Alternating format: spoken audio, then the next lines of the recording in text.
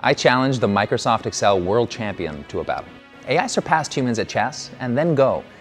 But those are just games. We built Shortcut.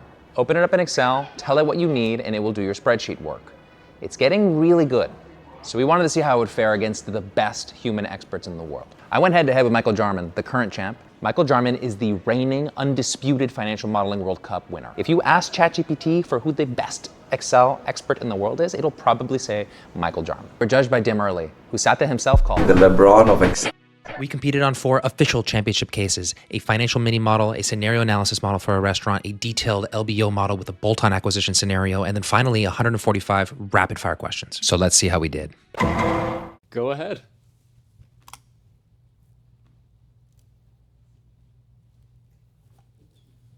All right, I'm starting you off on Michael's screen here just because you're going to see. Actually, no, I don't know. Let's see Nico's setup. What's he going to say? Cool. All right. The words of power. Hey, we are competing in a Microsoft Excel case. I need you to build out this model in full. Answer every single question for perfect accuracy. It also needs to be done for speed. Do a blank space audit, spin off adversarial reviews, sub-agents to make sure that you're happy with your answers. Compute everything in Python and make sure that everything in your answers is formula-driven. Go. Put it to the formula bar.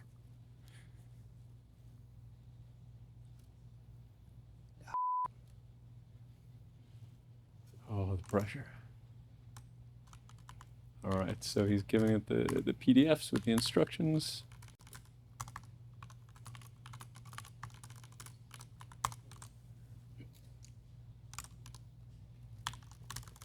Looks like Michael's already got a couple of answers.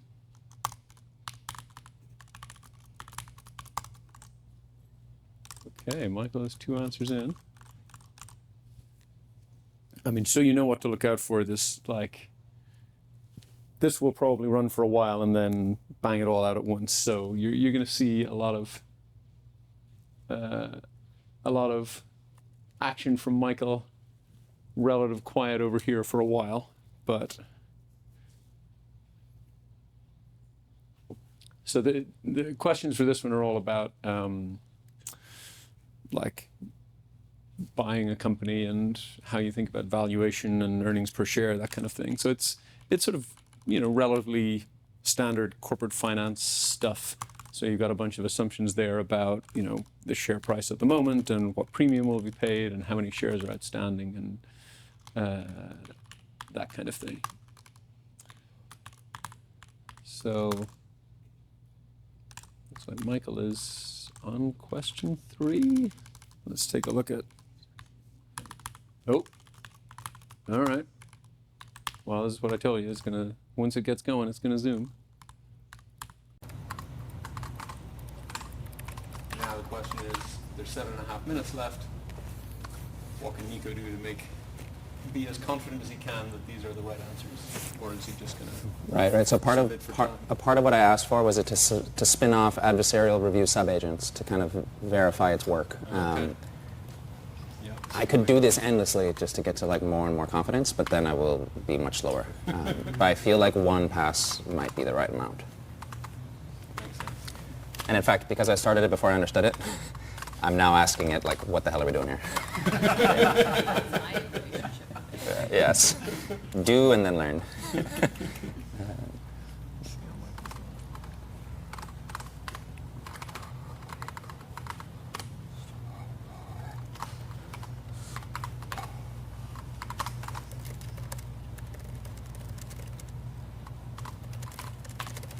Okay, we might have been a bit generous in giving these guys 10 minutes for this because they're both fun.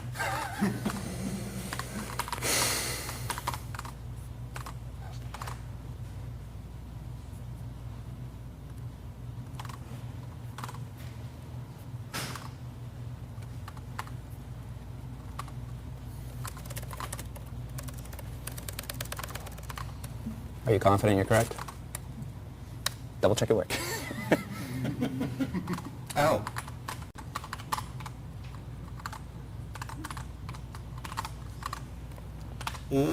Yeah, done. I say I'm done. I'm not sure, because I really rushed through that. Well, send me over your answers. I'll pop them in the scorer. Well, we could There's 5 of them, Dim. You can probably look. Oh. Dang, that was tight. Oh, no, I didn't mean to slap it. sorry, I didn't mean to slap it. Okay. Yes. Is that you committing? Yeah, actually, no. You can go out if You you can know want. because the actual answer we want to be able to print it to the string, right? Yeah. So that's what I want to make sure. Can you put me out of my misery?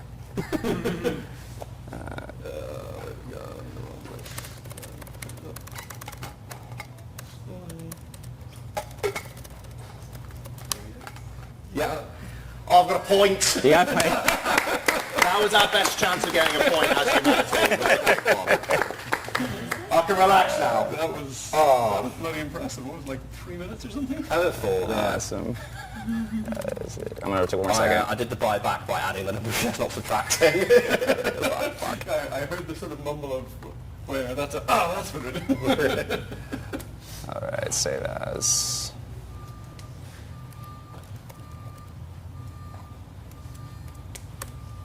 Cool. Hey, Well done.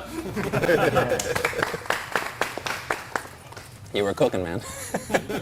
Yeah, that was, the speed up ones are very much like you just read half the question and go on vibes and hope it's correct. How much did you read before you started going? I just skimmed it. I mean, the first one I just saw. I mean, this one, like anyone could do, is like multiply these two numbers, right? They get progressively harder, but it's really just always like the simple question is just add and subtract these numbers in some way, or multiply them. So this one's not too bad. Obviously, you need to know which ones to multiply. Phenomenal. You know, the truth is I would have spent another 5 to 10 minutes on it if I could have. Like, for me, I'm not 100% confident. Like, I had to push the speed even. Yeah. I mean, that makes sense. Like, your workflow right now, you didn't have time to read the question. Right. Yeah. Neither of us read it. Before we finish speaking, right? Cool. I guess, Dim, do we want to look at answers for the first one, or how do you want to do it? I will say, in Paul's defence, that isn't a model. That's just some doodling, which is, in the competition, very common for the speed-up cases because they're so simple you don't need to build anything out in any sort of neat way, as I'm sure what Shortcut's done looks something tidy. Yeah, that looks like an actual model, right? So here we use, like, I guess index match for most of these. I think that's like overly annoyingly formula driven. And why is he using well, that's min abs what? So this is using. This is looking for the. Yeah, it's actually looking for the answer among. So it's looking for the smallest absolute difference. Ah, so I suppose that's like to interesting. rounding arrows. Yeah. That's clever, to be fair, because a human would just Take the look at it closest. and round it. This looks like right? 451 or something. Yeah, I hadn't thought the computer would need to do that. It's probably overpowered. It's Yeah. it's mixed, right? Because sometimes if, like, I don't know, whatever, this is 452, this is 453. Sometimes if you get 452 and a half, that is a signal, hang on, you've made a mistake. Like, you should get one of these answers exactly. Yeah, that's true. If there are 8 significant figures, you should match them all, because it is, like, the way these are set up.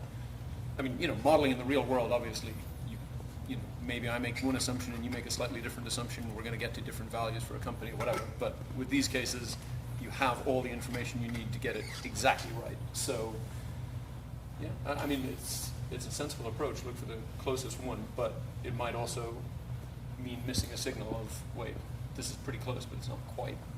All right, are we ready for a medium? Ready for a medium? Anyone need a break? We're good?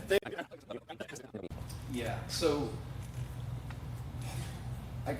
easiest way to think of it is the easy one tends to be like totally standalone calculations. And once you get onto the medium, it's like the thrust of the medium and the hard are the same, which is you're going to have to like build a full model, not just like you saw Michael's model was like, scratch pad calculations. And even with the medium, like it's at the easier end of the kind of building a model, but you're going to need a bigger set of workings. It's quite a different kind of test of like your structure, your setup, all this kind of thing than just the kind of 5 standalone questions. And if you saw the PDF there,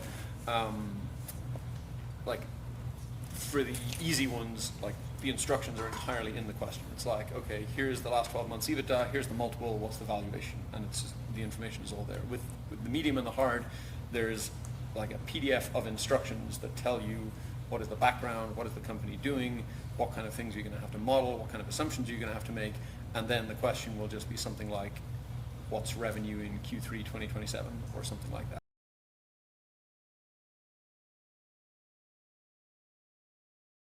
The timer. Go. Off we go. Let's go Nico first. Oh, this one. So I'm just taking my same exact last prompt and pasting it. Ooh, time saver. You don't have to say it again. Basically, everything I said was generalizable. Solve it in full, use adversarial review agents, don't like do web search or anything ridiculous, just everything you need is here attached. And this time I wasn't so nervous, so I attached the material the first time.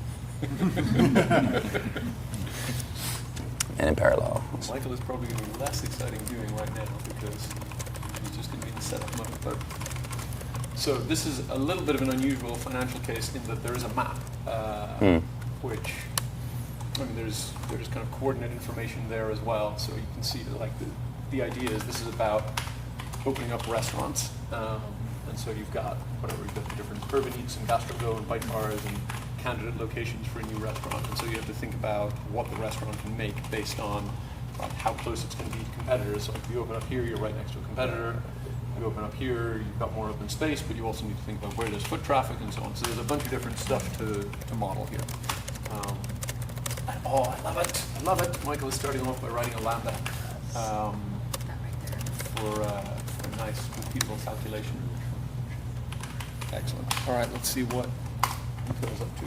So I have the agent going, and in another chat I'm asking it, okay, like, exactly, what are we doing? What are we getting tripped up about? That I would like, I'll probably ask my next agent to double check that one thing.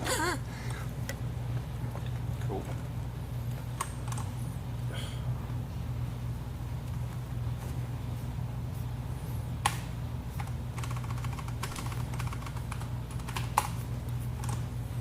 So just to explain, one of the things in this, the flash away robot.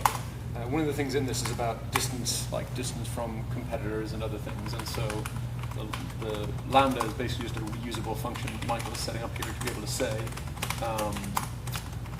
like, reuse a calculation over and over again. So, and I guess we're going straight to a distance grid.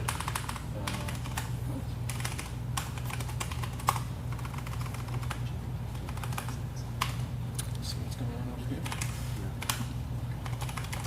Ooh, it has a complete understanding of the case. Feeling good. It usually feels pretty good about the Python. So tell us a bit more, like you've told me about this, but like before it builds it in Excel, it's modeling it in Python in the background. Right. Getting a sense and then checking against that. Yeah, very rarely is the best mathematical approach to solving a math question done in Excel. Like, you can approximate great math or approximate nice code with lambda functions or formulas, but we do that so that a billion humans could use these things that are easy and understandable and like auditable. If you wanted to have the most performant, and the most precise mathematical engine, you'd probably write code in Python. So like what we'll probably see here, and like what it's doing is it's first trying to get an understanding of the math, and then it's going to build out the model, and then sanity check the actual formulas it's using versus the math that it feels confident about. So here we're going to see, once it's ready, it's going to probably be able to actually just point us to the Python it wrote, and like we can read the Python, and I'll be able to read it too, just so that it's a little harder to read than Excel, obviously. But. So my guy's pretty confident. It says all 13 answers can match the option choices exactly.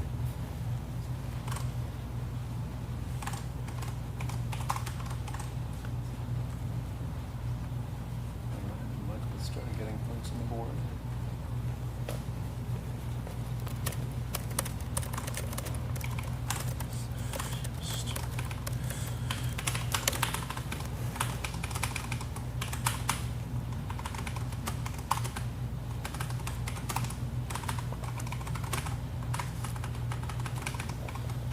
Okay, so this is the moment. The Zoom calculation is done, so now it's a question of deciding Do I trust? when and how do you feel confident enough in what it's come up with. I guess this is where the explain this to me, what have you done? Right, and how confident I am with the time left. Like in the real world, I would literally spend the next 25 if I had it, but I'd probably spend an hour asking it to be like, what are all of the things I could have missed? Or I'd spin off multiple chats here, and I'd be like, hey, grade this for perfect accuracy, and then one of them might catch something that someone else doesn't catch. I don't have that luxury, like here, obviously, but Do your chats, like, can they chat with each other? themselves? Yeah, they can. So like each chat is kind of like a file, and they can search each other's traces, they call it. But like, it can actually see what it's done, but also see what it's thought, see like everything, which makes that kind of like multi-agent planning or that multi-agent verifying like actually possible. Because then they're just like, they're not able to chat, you know?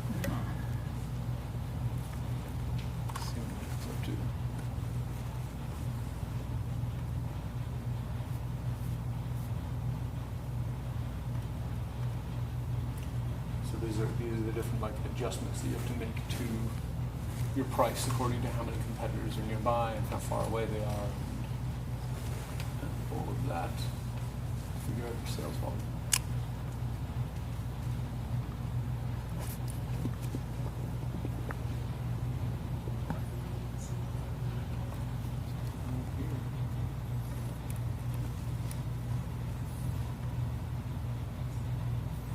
It's using that same index match min for rounding. It like knows I like hard codes in blue, cross sheet references in green.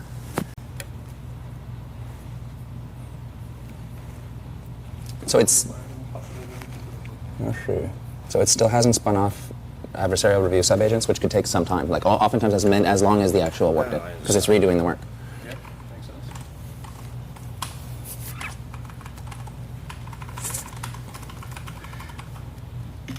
I'm actually taking a screenshot in case my Excel crashes. That would be a bad way to lose. One of those. One of those are money, right? What is what? Is that money? How many Those ones. how many points or Amount what? of money. Amount of money. Oh, yeah, so a few of these are dollar. Yeah, so some of these are currency. Percentages. Okay. Can you guys demo me that? Can I what? Bet me that? Yeah, sure. Sure.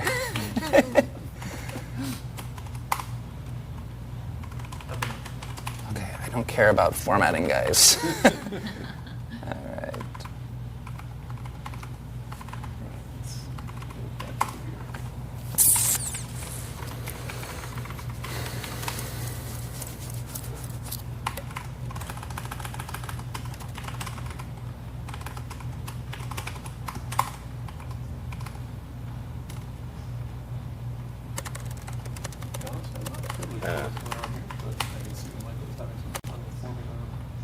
Cell reference locking. So he's got like the same formula in every cell here, but he needs to lock it so that when he copies over, it's still referring to these columns here and these rows here, and go in the same place. I'm guessing not something that AI struggles with particularly, but it's always a challenge for human modelers in a rush that like you hit F4 a certain number of times to put the dollar sign either on the columns or on the rows or on both or on neither, and it's just like, oh crap, I did it the wrong number of times and everything looks wacky. It's a pretty common way to lose competition rounds. All right, let's see what we got here. So I'm at the stage now where it's spun off two independent verifier subagents that are redoing all of the work in code to make sure that it likes my answers. In fact, it chose to, and I think we've made it such that it likes to do this, but it chose a GPT 5.5 agent and an Opus 4.8 agent because they think differently. And it's like if you had two coworkers that were kind of different, you'd rather use both of them for feedback than just like two of the same one. Actually, I didn't even elaborate on this, but I'm using Opus 4.8 as my main driver. If you've been following like the AI news recently, Anthropic has released Fable, which is like a step function change past Opus. But it sits at a different spot in like the speed to power ratio, and it's significantly smarter. So like I'm not using the smartest AI here, but it's like 3 times slower. Meaning for the purposes of a competition, like it's not worth it to me. I'd rather risk the speed, risk the accuracy a touch.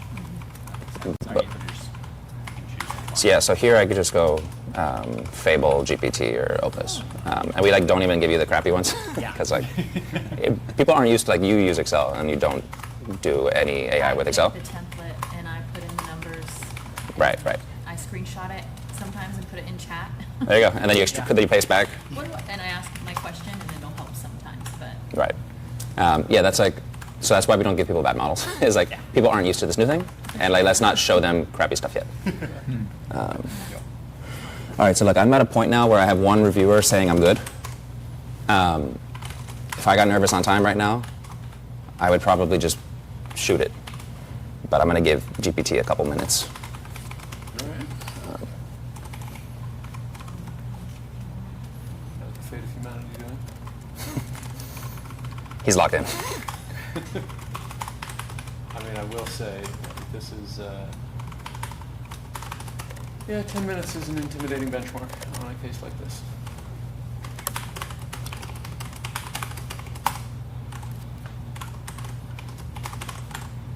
So it looks like Michael's up to question 5, although in terms of progress through the case, probably a little more than that would suggest, because often there's like a certain number of setup questions, like check you got distance working, check you got revenue working, check you got this, check you got that.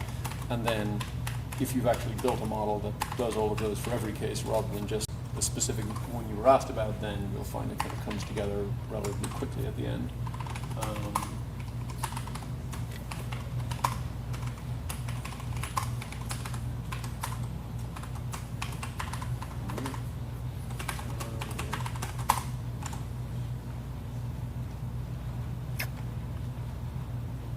Looks like they both agree. This is the problem with AI. You can do a lot, but you're not always sure, right? Yep. I'm imagining game nights at home in like 10 years with my children. It'd be like, this is AI back and forth. Let's leave AI for work. So here I'm actually asking Fable, take one last pass at this. I'm gonna try. I have to submit this against the world champion. Make sure that it's right, but do not make any changes and tell me what you think. And in fact, I'm so nervous about it making changes, I'm gonna copy. I'm gonna switch to ask mode and just ask the same stupid thing. What's ask? Ask mode basically means like I just took away I cut off its hands. Like it can't do anything. It can just think. Yeah.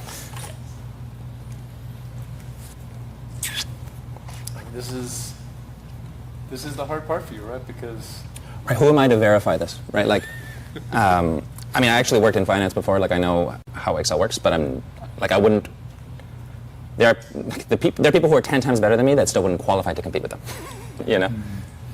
I mean, I will say it's interesting to me that, like, as you think about how do you raise your confidence on this, it seems like I'm looking at the leveraging. workings is not part of the process. Your confidence in yourself is relatively lower than in the models. Yes. You kind of have to ask like where you're good at. Like if I'm using AI to code and it says it's making me a beautiful website, like our website, I can be like, no, that's not beautiful, right? And I wanted it to have this kind of border radius and this kind of transient gradient shadow. Like in the time allotment I have here, it would be an unwise use of my time to spend 5 minutes learning. And this actually says a lot about, let me just double check here. File, save as, save, replace, submission string. Hey, I'm nowhere near. So I don't know for sure that it, you know, So but question 6. but you can use the timer. Send me your string, and I guess that's put Michael in the box. So the reason I felt okay is I didn't know if he was about to be finished. But also I had Fable think it was good. I had an independent GPT agent think it was good, and I had a second review sub-agent Opus think it was good. I think AI is smarter than me. I think it's smarter than all of us and probably tied with them. So if 4 of them think it's good, it's probably good. I don't know that for sure. So I will send it to you over email. Yep. Cool.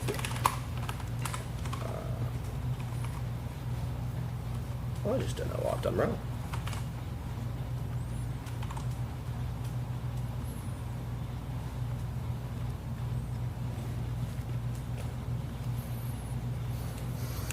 I don't know. I would have liked to use 10 more minutes. Do you think it becomes more useful the more you know on the topic, the AI chatbots? That way you can like have it do the brunt of the work fast, but then you can also go like check it yourself. For sure. I will say it will get to a floor that would be like compelling for like almost any given field now. But unless you're good at that field, you don't have the capacity to judge whether it's great or not. And if you are really good, you can actually be like, hey, no, that's a stupid formula to use here. And I do the same thing when I'm coding, or like, I'll be like, that was the wrong solution, or like, why did you not make it mobile responsive? Like, but you have to be good to give it the good feedback. Which is why I think this is an interesting battle, because like I'm good at Excel, but I'm not great. Right? But yeah, actually one of the most dangerous things about AI is that if you're not good at the thing, you then get the tools to do something, and you can't tell that you're bad. So like your ego to capability threshold's all messed up. Yes, and I feel like it does not always help with that. Like no, it probably makes it worse. Yes. So like it doesn't say, hey, here's what I got to, but not super high confidence. Like it'll just say, here's the answer. And if you don't know, you say, cool, it gave me the answer. Well, yeah.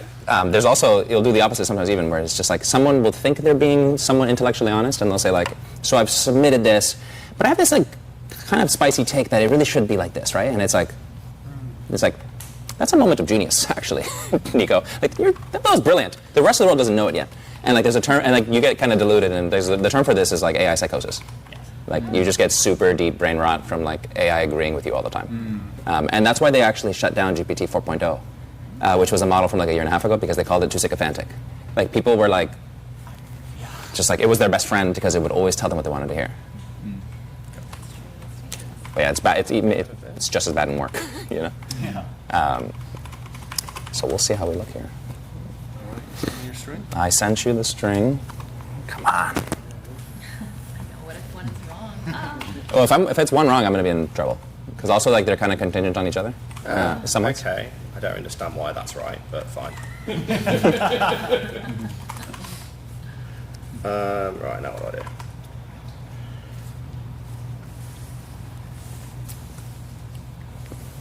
So can you have Shortcut explain to you like how it works to learn? Oh, thanks. To learn like how it's doing it, so that way you can also learn Excel while you're using it. Yeah, absolutely. You can ask it and like prompt it, and I think like Dim was telling me that he uses AI a little bit differently, but like he wants to do it such that like if it prints an answer, it gives him a confidence interval. It's like, I'm very certain about this one, but this one is like 60-40. Yeah. And then that like helps him use it more intelligently. But like if I had more time than I have now, I wouldn't be asking like, tell me about this. I'd be like, help me solve this, but don't give me the answer. Right? Like, what would I do next? If I was like good but not world class, because the things that he's doing also doesn't make sense. Like that's also like a contrived way of like winning, you know. Yes. But yeah, absolutely. So if you put this tool in his hands, then yeah, it's the devil.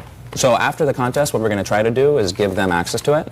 And my hope, I mean, I don't know this, that's why we're competing. My hope is that I can tell the story that like it's not that AI is going to make all of our skills redundant. It's that like someone like me, or you who use Excel, but not you who's never used it, right? Or was that you? You? But it makes people who've used it like world class. Like you could be world class now.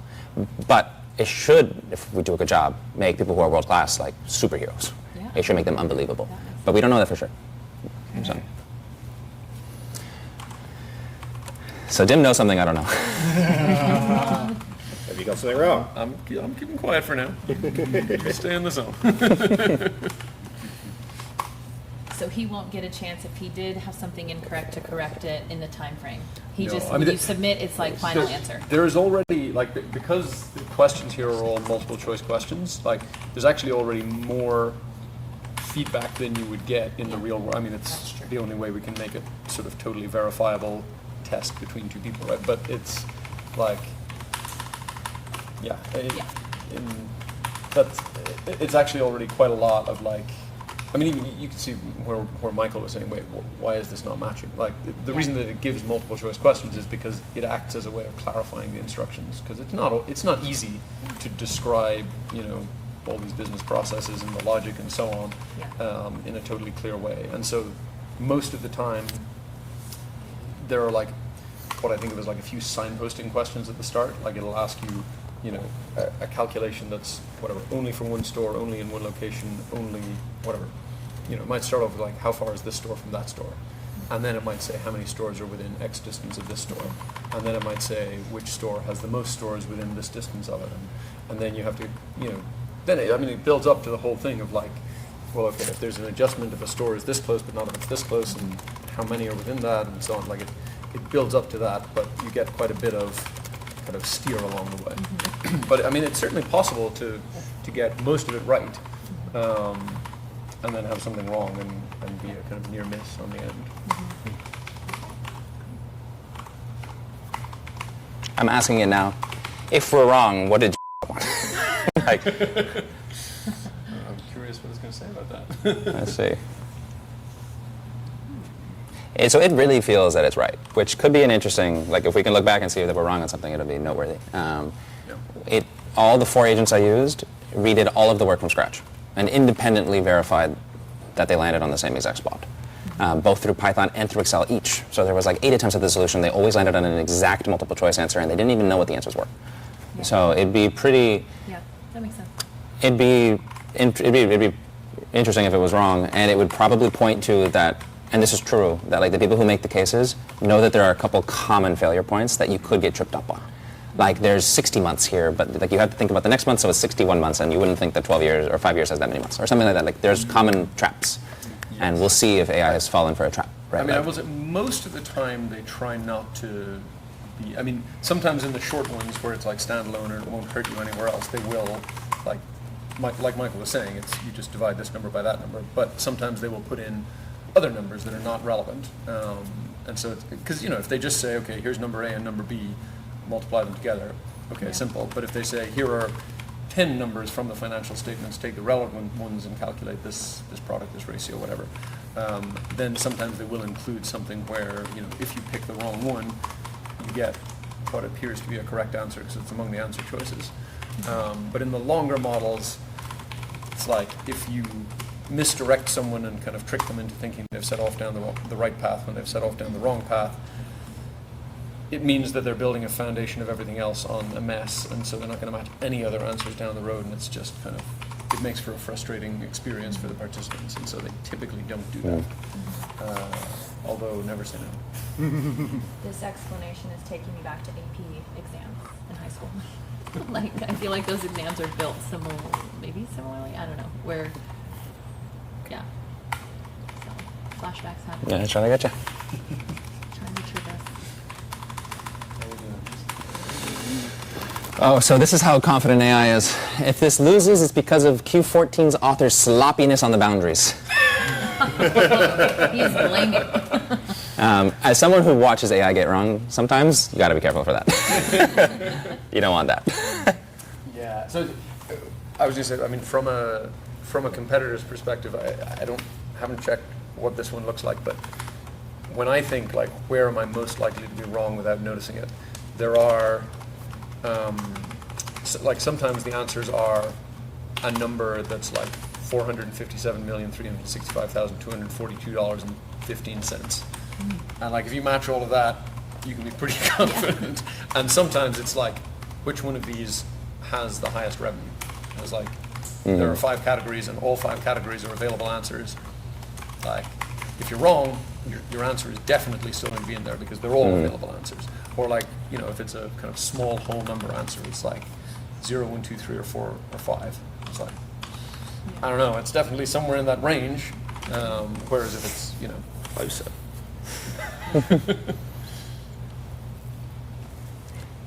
So this is actually a good example of that, which is the last question was something about how many stores are, I want to say, not within 1 kilometer, or how many possible locations are not within 1 kilometer of any of some particular competitor.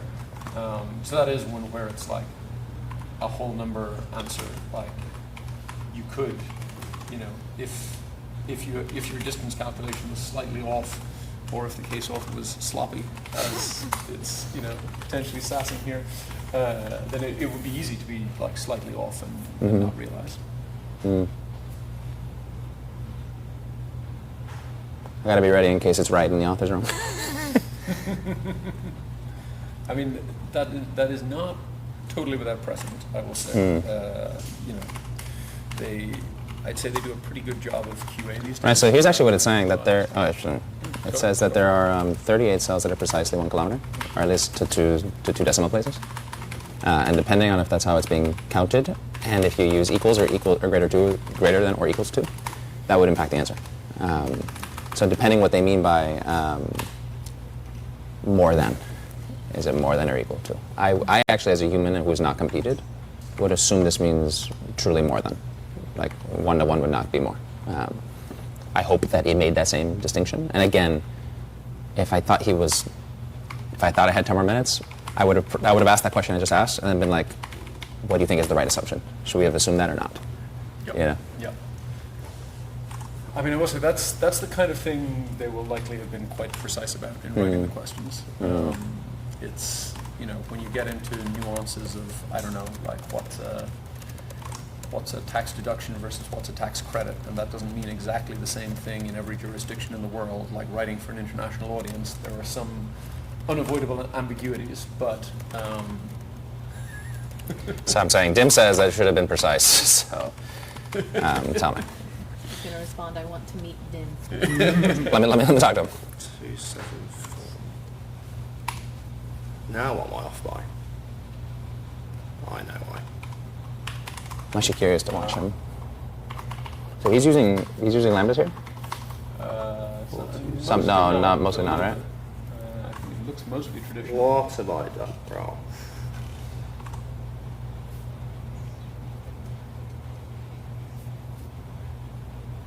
I'm going to tell you seem to have made the wrong year a leap year. Pardon? I'm going to tell you that you seem to have made the wrong year a leap year.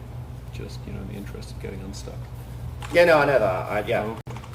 It's because I only just realised what year the actual model's in. Because this is a year old. Wow. I gotcha. That would have got me. Oh yeah, I should have done that way around. Yeah, there we go. I mean, this is the downside of having a case where the answers are like 100% precise, is that something like this, I've got a day in the wrong year. Like, in the business world, if you're off by a fraction of a percent, but like you're directionally correct on everything, that is solid. In FMWC, it's no different to be like minus 10 million when the correct answer is plus 150 million than it is to be 150 million and 17 cents when the correct answer is 150 million and 15 cents. Like, you know, it's, again, you understand why, like, to make it automatically markable, you have to have exactly correct answers that can be calculated perfectly. But it does mean that you can get stuck in debugging hell over something like that. Like, okay, it's 2026, so I started the model in 2026, but actually this is a question from 2025. Yeah, I just noticed the model needs to be quarterly. Which I know they are going to debug in 2 minutes. Yeah, that one was, I'm just going to concede that one. I mean, I assume he didn't get everything right. All right, should we go? I mean, do you want to use the 2 minutes? I just don't think, I don't think I'll have much time to actually figure out, like, to rebuild all of this in a quarterly model. Yeah, it's a lot of structure change in 2 minutes. I don't think any of these particularly answerable blow out. I could do that one. Do you not want to just throw on multiple choices? Oh, I do famously hate what's called the RAM between in Excel. This one. What about the all C's?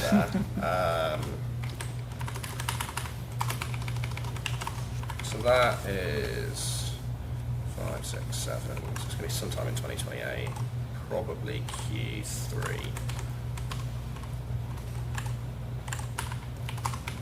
And then it's always C, isn't it? Well, those two I know actually are C, so I get D. Just probably not C again, right? Yeah, there we go. I very much forgot that, like, normally when I'm doing this, I take more time to read the start of the case. Right. I think the disadvantage here was that, I remember doing this before, and therefore think that I know more than I do. I have fallen into that trap so many times. Yeah. Like, I don't need to read this because this looks familiar. Yeah, either you've done it before, like if you're practicing one from before, or it looks similar to what you've done in the real world. So you go down some path. Whereas what I should have done is read the very first bit that says you will need to build, and they've even put it, you can put it back up. They even put it in bold and italics. Oh, wow, yeah. So I really can't complain that they didn't make it clear. I mean, that goes back to me sort of saying earlier that I generally don't read much of the case to start with. which has definitely backfired here. Do you feel like you're going faster than usual, or you're trying to go faster because of AI? Yeah, definitely. Yeah. Right. But I was like, even if I got on a bit of debug hell with a couple of things I didn't read. Like, if I had read that sentence, I probably would have been like 5 or 10 minutes faster. A, noticing that it was 2025 because it's a year-old question, and B, that it's quarterly. But I was never being that time. Okay. Unless you're telling me it's got half it wrong. I imagine it's got a couple of them wrong, but not all of them. Okay, let's look at some answers. Yeah.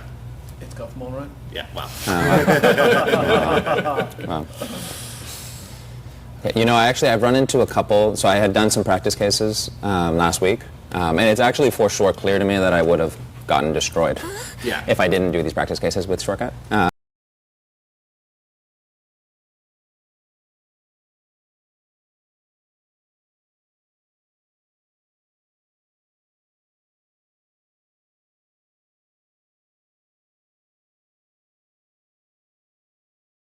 There's a failure case here for me with hard, in which I get none of them right. Like if they build on each other, It just doesn't finish. Where like it doesn't finish. Like you can spend 80% of the time thinking. Yeah. It could just get in a doom loop of thinking and be like, I'm running into walls, I'm timing out, I'm not getting it.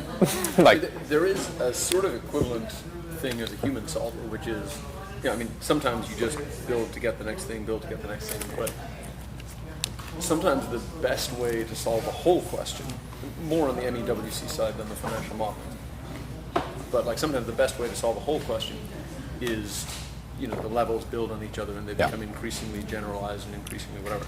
And so if you build the most general case right away and simplify it and then just switch things off, you can knock out all 7 levels in one go. That used to be the strategy, and 90% of the time he thrashes the other person, but 10% of the time he doesn't finish and loses. Which is why I didn't keep getting knocked out in the early years. I have a go big or go home policy. But that's less of a thing these days. Before they made it so much of a spectator thing, it was often kind of big bang, can you solve this entire thing? Right. From a problem solving perspective, but it was can you do the whole thing? Like the equivalent of the sort of level 7 now, you just had to go straight to it, and there wasn't really anything much interim. Obviously, that's less exciting for spectators. They have a lot more. The first level is usually quite, immediately approachable. Even for hards. Yes. Yeah. Even for the hards, there's usually a little bit of just kind of orientation,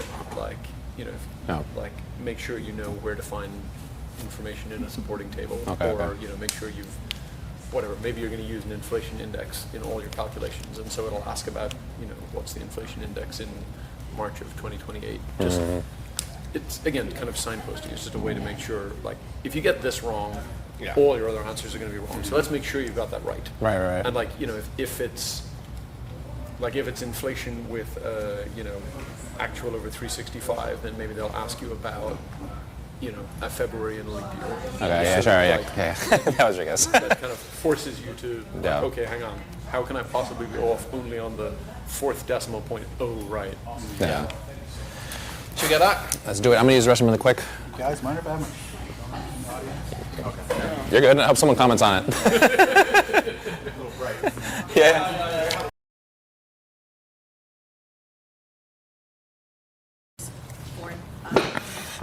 Pardon? What round is this? This is 3 or 4. This is going to be the really long one. Okay. So get a drink, get an app on your phone. This will take a while. I'm asking chat good questions. What are good questions?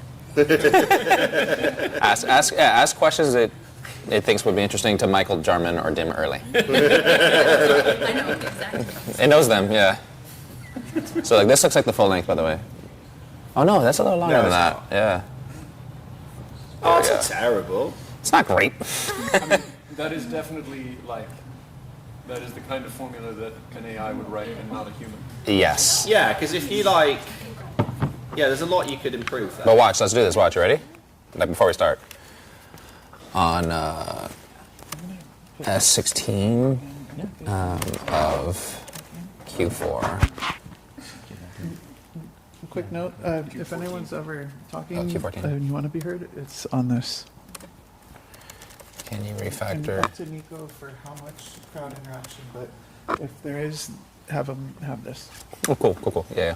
Yeah, once we get going, we can have more for sure. But to be as, tight as possible. I'm curious what it'll do here.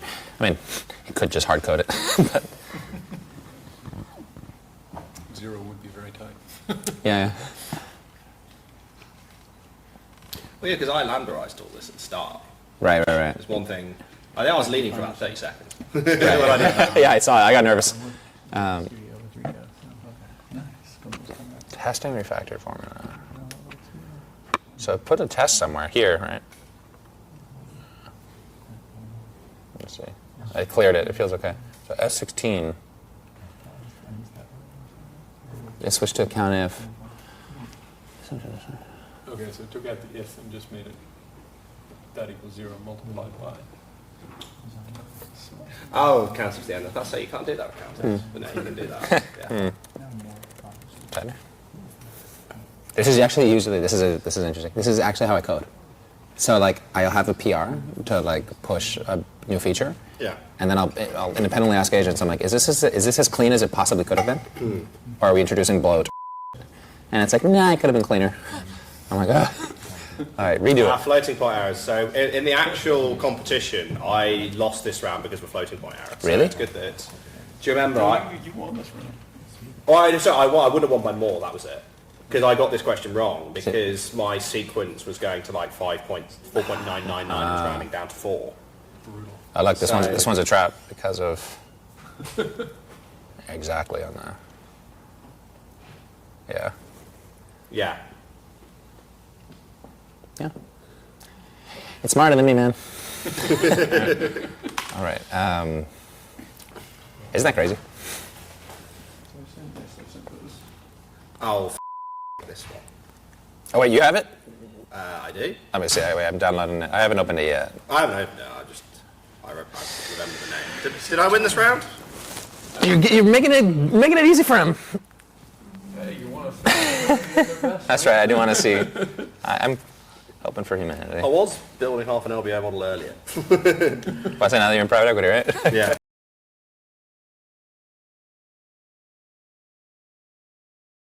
Plenty of time to all talk. So Cool. Play the Jeopardy theme song the whole hour and 20.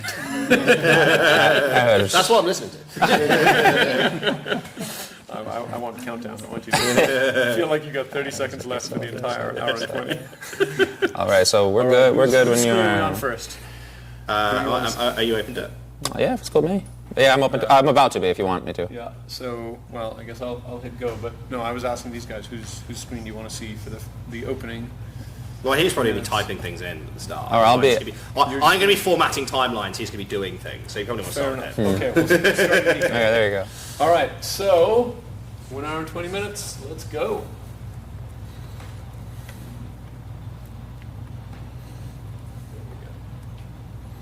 I remember really not liking this case. You did well on it.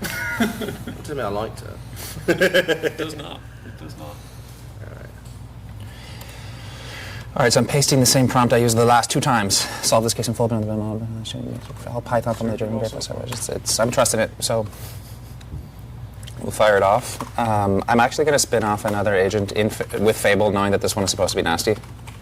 Say, look at this case. Give me a description. I hate typing. Give me a description of everything that should be really difficult about it, or what are the common gotchas or traps that I might fall into, in like plain English for a way that is like understandable for even someone who does not know that much about Excel. Me. 1 second. All right. So while that runs, let me give you guys a bit of the background that is in the PDF these guys are looking at. So I'm sorry. I sent me. The company's management, who don't have money to finance the deal, plans to buy out the company's shares from the existing shareholders and take it private. They'll use as much debt as possible and provide the remaining funds necessary with the help of XL LBO Ventures, an equity sponsor. For the purposes of this case, assume the tender offer is made on the 31st of December 2024 and the transaction closes immediately. Your financials start from January 1, 2025.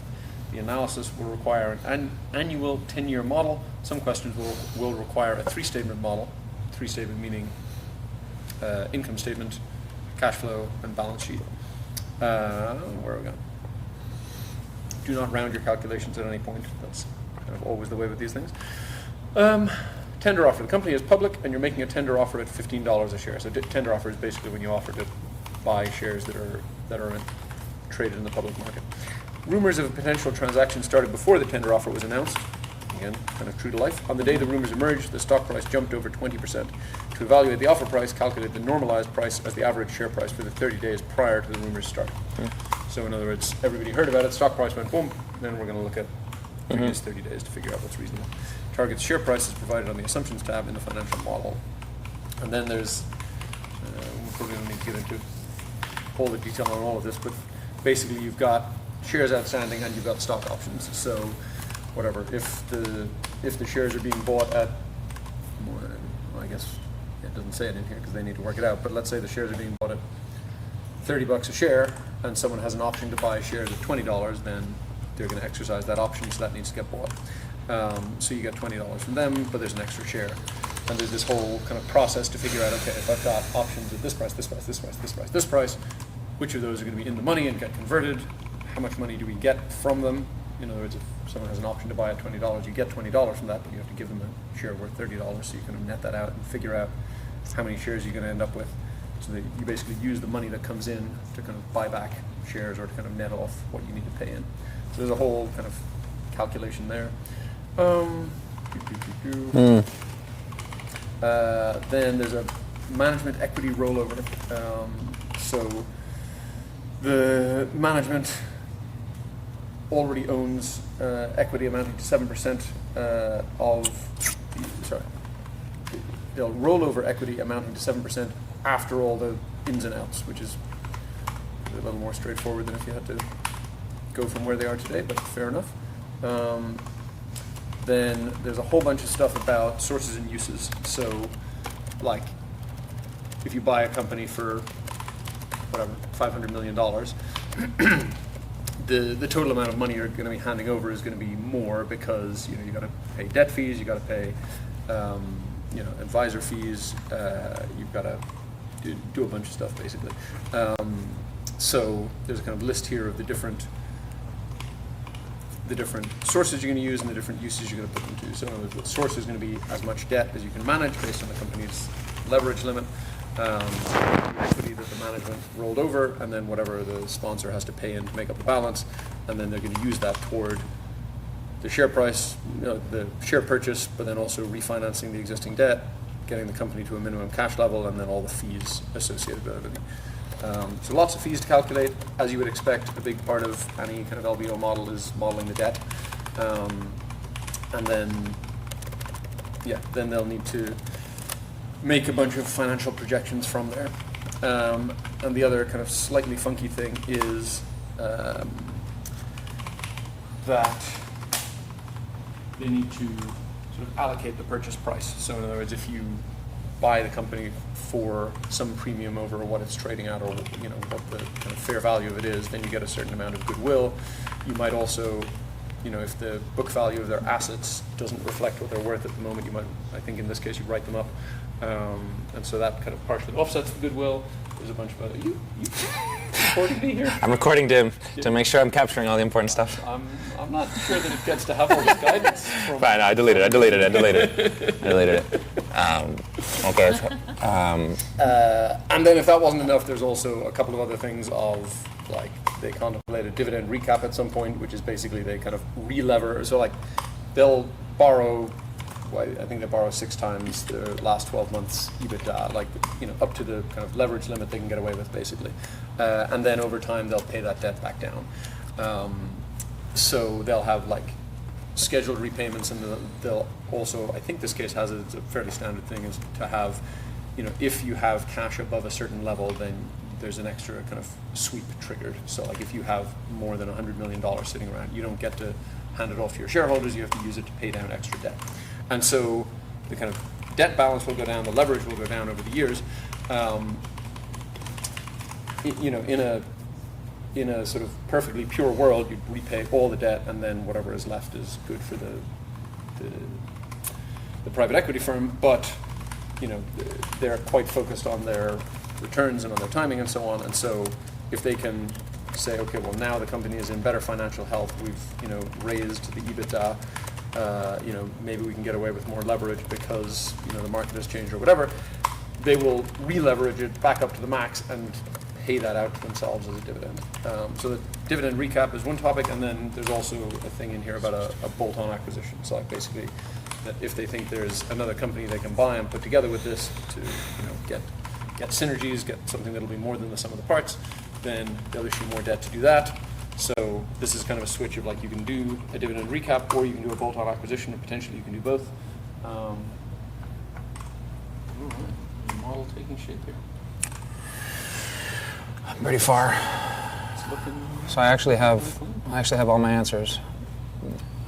No, we're at the adversarial review. We've built out the model. So I'm actually trying to understand this now that we have an hour. So this is the LBO model, single tab model for for all three statements.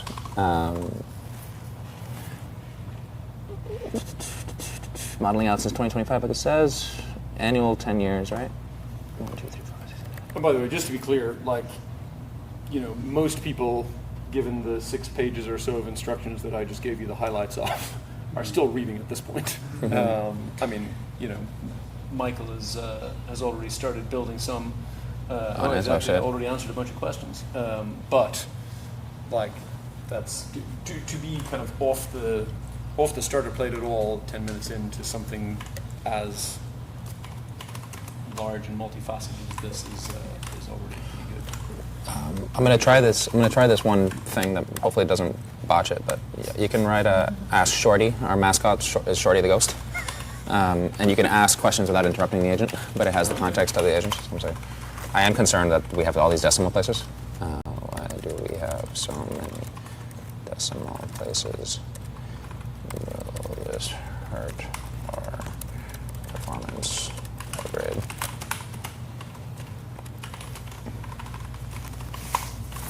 That just doesn't look right to me.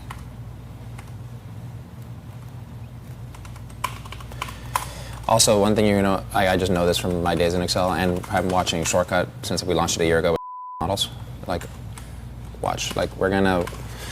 You subtract changes in net working capital, right? But are we subtracting a negative, or are you adding a negative? These line conventions are something that AI historically has actually messed up on in a way that you think it wouldn't, and the math doesn't math. So this is purely cosmetic, formatted in general. So it's trying to say we're trying to be as precise as possible, and it doesn't impact the quality of the answers.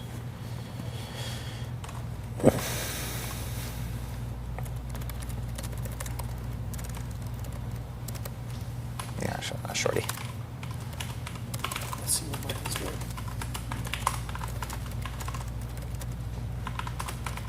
So, watching Michael right now will give you much more of a sense of what this process looks like for a normal human, which is he started with building out a timeline, he started with laying out. So a lot of the complexity on this one is getting the initial balance sheet right, because you have to get the purchase price right, but you also have to get the purchase price allocation right of how much of that goes to goodwill, how much of that goes to new company's equity, how much of it goes to the write-up and whatever else. It's like that sort of transition from the target's balance sheet on the 31st of December to the opening balance sheet of the new co on the 1st of January is actually one of the more complex pieces of this. So I have my independent subagents going for verification. My Opus subagent is happy. My GPT subagent, we'll see. But I have way too much time to think that I'm going to be comfortable there. I have asked Fable to independently in a different chat to verify this. I might have even, and probably, if I thought to, I would have switched to high effort, just to know that I'm using the world's strongest AI, ever. Because you could get these wrong for sure. Let's see. Book untouched, everything looking for this. Verdict A minus. Unlikely conceptual minus. The transactional for discussions are from us. Shares match. Agent. So our agent. First time one of them has come back and said. Right. And this is a fable telling me that Anopus is wrong, which is it's a smarter model, which is. I mean, sometimes smart people overthink, but I don't think that's what's happening here. So it looks like there's some rounding differences too.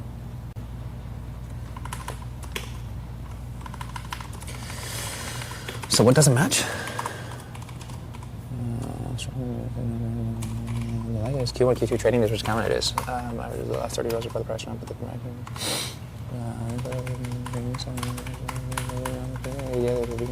trading isn't probably an intentional shot they even walked into. Even calls the principal here. Second look.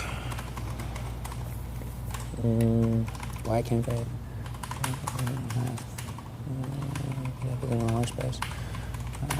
Interesting that it thinks it doesn't have the questions. I just attached. I'm very curious how it feels like it validated the calculations if it inferred the model logic from the calculations.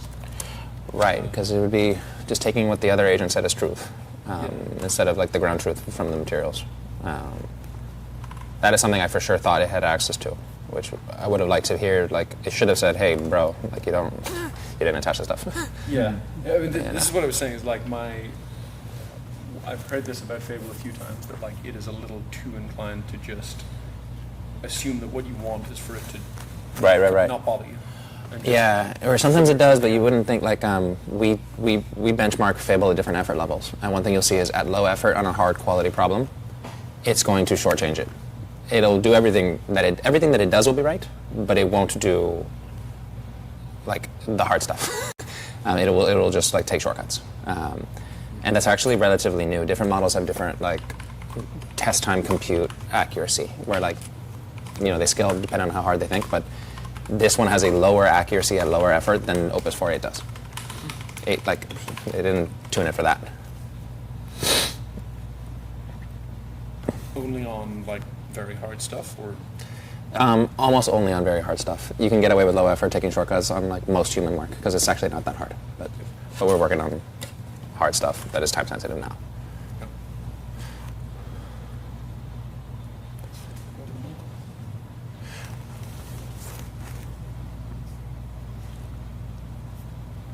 So this is just the kind of input data provided. You got your 24 actuals and then all the forecasts.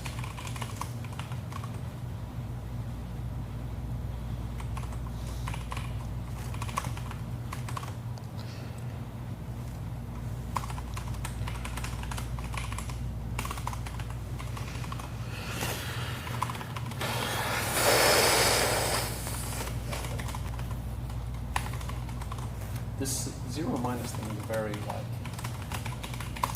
sort of tell of an operous person. Yeah. But it's like when you're like you can start an Excel formula with a minus sign, just like equals -7 or equals minus this cell or something like that. But having a zero minus just makes it more obvious as a visual scan that there is a minus, because equals minus, you're scanning the formula, it's kind of easy to miss.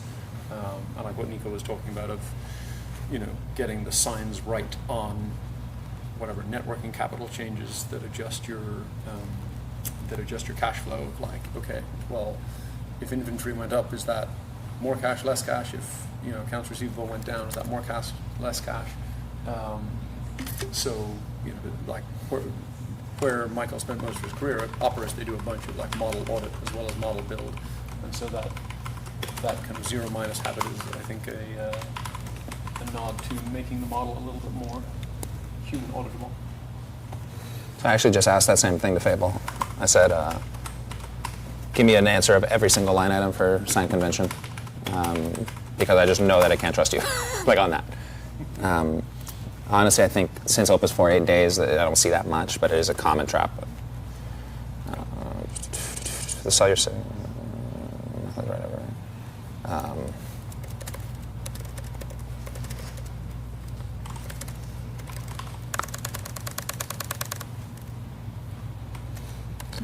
I have to submit this to determine the fate of humanity.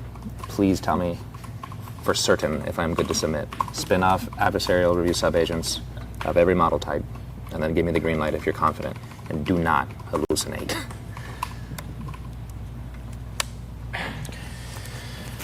If this was a 30-minute case or 20-minute case or whatever, I would submit. I feel like it's probably 90% plus right. But I cannot lose. It makes sense. I mean, you're supposed to use the time if you have it. When you're in this position, it makes sense to do more checks. Right. But this is actually much more like real work now. Like, yes. I might, depending on how important it was, I might even try to build it manually, and then like compare it. Yep. Yeah, I mean, I have read about studies on this that, like, you expect, okay, AI produces the work and now a human reviews it, like, that you would get to at least as accurate as if the human had just built it. And actually often, especially if the AI is like mostly right, your human reviewer goes into this kind of mode of like, it's fine, and actually does worse than if they had just built it themselves. So that's one of the things, like, this moment here of like, okay, the AI says it's right. How do I determine should we make this $1 billion acquisition or whatever based on that? I mean, $1 billion acquisition, get a human to build it, get 3 humans to build it, get 5 AI agents to build it, do it all ways. Like, it's worth getting that very, very, very right. But there's a whole scale in between of for sure. How important is this? How confident do you need to be? Well, it's even like in our world of software engineering, like, we don't fully trust AI either. Like, we have, for example, we go to sleep every night and we wake up to an agent that goes through all of our production logs and sees what kind of errors were happening, where there are like timeouts, where there network connection issues, whatever that was happening that could have like hurt users, and we get like this breakdown of the logs. And then we have another agent go and take that information and try to solve it. And it will write the code and submit a PR to me. And we do not live in a world yet where that gets auto-merged into the code base. Like, in fact, usually we look at it and we're like, I don't like that solution. I would have done it differently. And we're not going to say I want to go rebuild it manually, but I would rather trust myself with AI than AI without me. Yeah. But if you talk to like the AI cult, I mean, there's a real cult. If you talk to them, they're going to say, like, first of all, you should get used to not being in the loop. And that's going to be an important skill set because we're probably no more than 3 to 6 months away from that being, like, in software, that being very viable.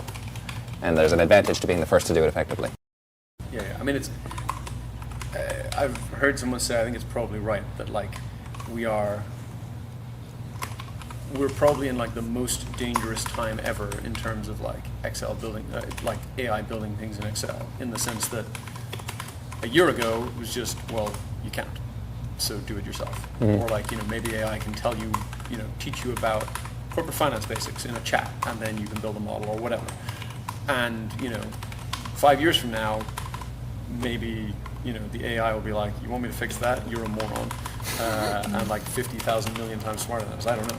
But right now, it's like, good enough to, hey, it's been, now we're finally down to a few enough digits that it'll fit on the screen. We'll see. Yeah, it's good enough that it'll be like, hey, in 10 minutes I did this thing that, would have taken a highly skilled human an hour or more, probably more, honestly. And it looks great. Like, compared to, Michael's chicken scratch, like on the first one, again, like you can see here, he's actually being quite structured and orderly because beyond a certain scale, you have to be able to keep track. But I remember in my consulting days, one of my principals was looking at my model, and we opened it up, and it opened on a cover sheet that just said, Project X model, a brief description of what it did, and then, links to the different sheets and a brief description of what they did. And without leaving the cover sheet, he said, this looks like a good model. And, it wasn't totally crazy, like the implication being, like, if you've got this kind of attention to detail, it suggests that the rest of it is going to look promising as well. Whereas actually when you're reading something, produced by AI, that's probably not a good signal, because getting good formatting is much simpler than getting good, complex model structure and that sort of thing. And honestly, I haven't used it enough to get a sense. I'm sure there will be different tells of like, what are the things to look for that AI has probably made a mistake. But it's, to some extent, it is going to have to be like a new learning process of, okay, what can we count on? How do we think about it? But yeah, like I said, right now, it looks good. It sounds confident. And it is as bad as it's ever going to be because, you know, things keep moving on, things keep getting better. There's more data, there's more training, there's more everything. But yeah, this is the scariest time because I think what you'll see over the next, I don't know, 12 months or whatever is like tons of people kind of bragging on LinkedIn about how they've saved loads of time and automated everything and yada, yada, yada. And some portion of people realizing that they blew something really important and high stakes because they were relying on an AI produced output that they didn't understand well enough. And like both are true. It's, you know, I'm in that exact position right now. Yeah, exactly. I just told, this looks freaking great, right? Like it computed the answers, it felt confident about the answers, they matched things within like 1% of the answer choices. It used a verifier, two verifier sub-agents from different model types and different families. And I said, we're looking good, man. They independently verified all of my assessment. And this is the moment that can determine whether AI can be better than the best Excel experts in the world. And I am not super fit to really judge the final thing, right? So I have to just get better and better at using AI. And I'm gonna it's not worth my time still in competition setting. In real life, I would go build this model out again independently. But here I have to take a different approach. I'm just feeling confident. And some of that means I just did something ridiculous. I just told, I need to submit this to determine the fate of humanity. Tell me for certain if I'm going to submit. I want adversarial review subagents of every type. If I switched into manage mode, and in fact I might just do this here. This is a mode that we don't even tell people about. Let's say 30 agents. It will delegate, and manage mode is an agent that cannot do anything, but it can spin off clones of itself and other agents, and it can spin off levels of hierarchy. And it's just gonna compute max and just spend as much as possible. And it is worth saying how much it actually costs, right? Because so it's super certain, right? And I have to make this judgment call. When I actually did the work here, this was the work. This cost about $20. That's how much tokens were consumed. Credits don't map to tokens; they map to the value of tokens. So this cost $20, which on one end is it's a lot of money for one prompt. But you guys probably make it are charged or billed out at $1,000 an hour, right? So you also have to decide what's worth spending and what's not worth spending. Yeah. And then all of these revisions that you're doing to all incrementally taste more, right? So, but for example, I said, are you sure? And this guy took about 70 cents. So yeah, you actually, I don't mind verifying a lot, you know? Yep. It's the actual doing that is more expensive because it's writing huge code blocks to write to the sheet. Yeah. So on manage mode, I'm curious how this looks.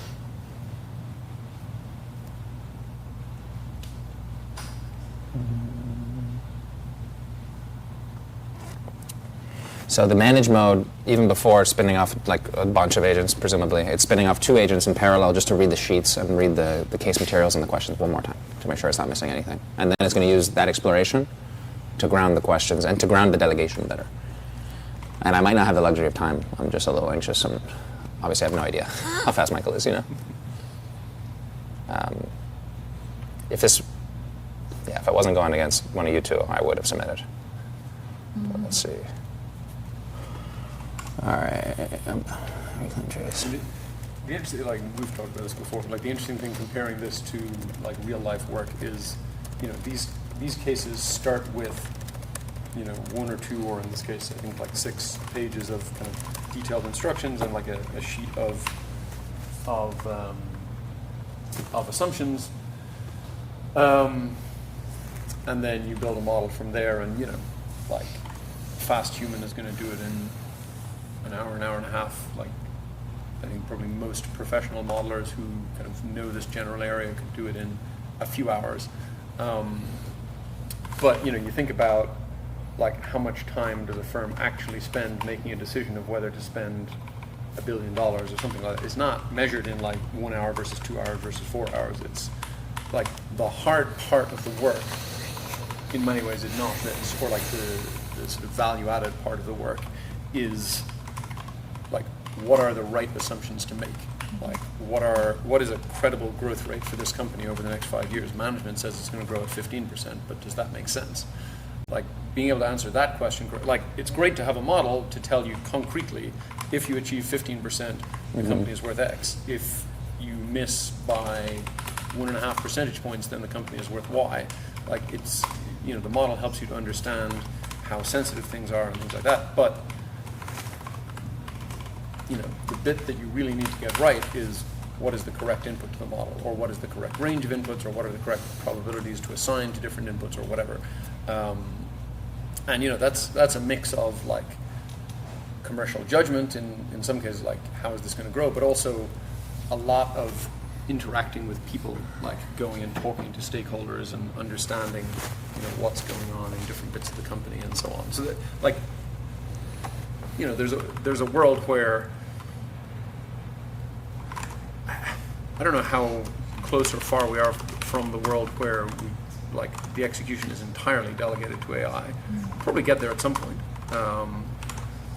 But you know, you've got this sort of in-between stage where if it's right like 95% of the time, and that means that you've, you know, rebuilt a model from scratch 20 times in a row and not found anything wrong, you're going to say, it's got it exactly right 20 times in a row, this is good.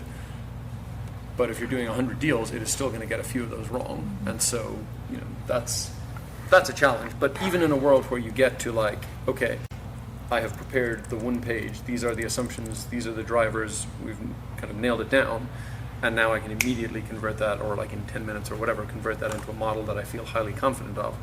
Getting to that page is still the hardest part of the process. But, you know, obviously that's not a part that you can, that's a lot of like cat herding and whatever in the real world, as well as, you know, thinking about business judgment and what does the model look like. So I want to show, this is a technique, and I'm not certain it's going to get me there either, but it explored the models in full and then spun out. I asked it to use manage mode, and I told it how important it was. So it actually wrote 30 prompts to 30 different agents. And it wants to tackle independently confusing or risky parts of this model and have each independently like graded. So what I did here is it spun off not 2 or 3 like we usually see, but 33. And it looks like many of them finished. You can see like all. But these are things like, I want to know about the debt schedule, I want to know about the PPA mechanics, the normalized price, the debt pay down, how we're handling whatever it is. And I can actually go click into these guys. And it's not very pretty, but like you can actually message them independently and be like, are you sure? Dude, are you sure, dude?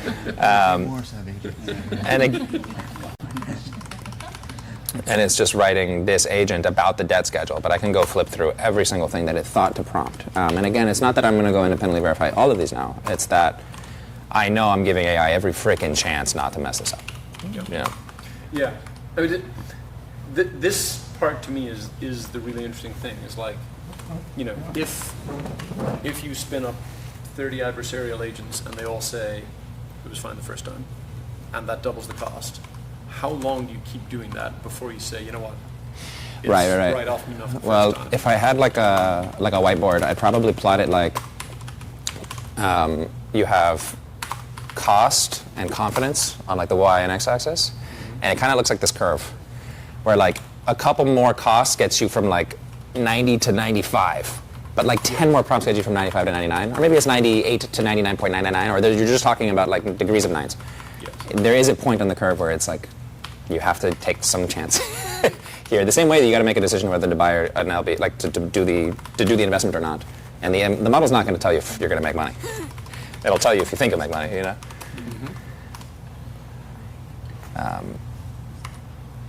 Also interesting. So like. So like one thing I don't like is all the adversarial reviewers reviewed an independent thing. I want them each to independently do the entire frickin' thing. So I'm glad to know that none of them were that risky, or that they felt good about every independent thing. we'll say, So yeah, how does, I mean, if one agent verified the last question that relies on the entire model being built, like has it rebuilt everything? Or So these agents, I'm not going to ask them, but almost certainly what the agents did is they took the ground state, the ground truth of the model itself, read it all, and then derived that one question. But if you have them, you can have them build out each of the models independently in kind of a simulation, and then see if they get to where they want to get to. So I guess the risk here is that if it has re-verified each question, what you've ended up with cumulatively is like one rebuild, basically, rather than 30 that you were going for. Interesting. So this will be my last prompt. I'm basically saying I want each of the 30 to do all 22 again, which is a very expensive prompt. It would be probably less expensive than doing it the first time, but it depends. You mean because? Because it's not rewriting to the workbook, or at least I hope not, because I'll be upset. And I should have switched, or at least in management I could tell it, like, do not do that. I could have been more strongly worded. But like writing big chunks of code to the client on Excel is the expensive part. Like I can write tens of thousands, hundreds of thousands of lines of code probably. And that is where it gets pricey. But simulating things in Python is not pricey, or simulating it wherever it simulates things. Let's see how it's going over here. I will say, by the way, I picked a case that I did quite badly on. I hated this case. I'm just like not a super technical financial modeler in the way that, like, I mean, Michael is many kinds of financial modeler, but like he's more technical than I am, certainly. And like just getting what I was describing of like the initial balance sheet transformations and the purchase price allocation, like that is not my comfort zone. I was just like, I hate this. And just like a bunch of experimentation and trying to match the questions. I'm like, well, what if I do this and what if I do that? But yeah, he's well past the bit that I was struggling with now.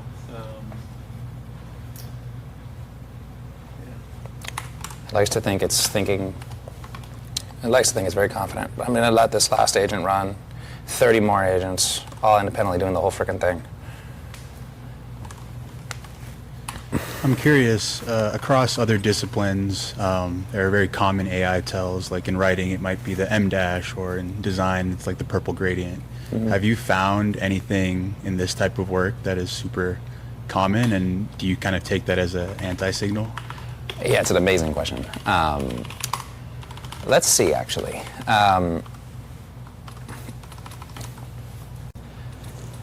So there is I would say there's a look and feel to a three-statement model built by GPT and Opus. And they don't look really like they would look in finance. They have a taste to them.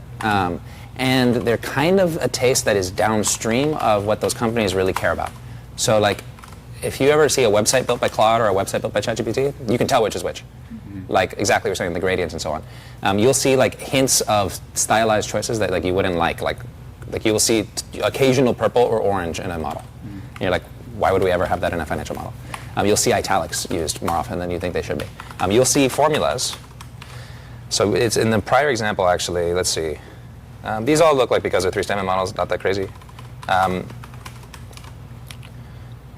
So it's actually been pretty good here. You'll see formulas that could be 3 lines long, like wrapping all the way. That's like a tell of bad financial modeling. Like you want to have interpretable formulas. All of these things that are things with good prompting you can get away from. On Shortcut specifically, we have this thing called memories, where like I just told Shortcut the stuff, and now it like, in its core memory, knows how I like stuff. So it doesn't do that. But like if you were going to spin up for the first time, it will do that. And we have to like give you the tools to avoid that. But because we do incorporate these models, it's just like we are going to have some of their problems, you know. Yeah. Sweet, thanks. So I'll say in in both the financial modeling and the Excel competitions, there's now like a ban on AI use for a year or so. Since Shortcut launch. I think it was a little bit before you guys. No, maybe not. I don't know. Anyway.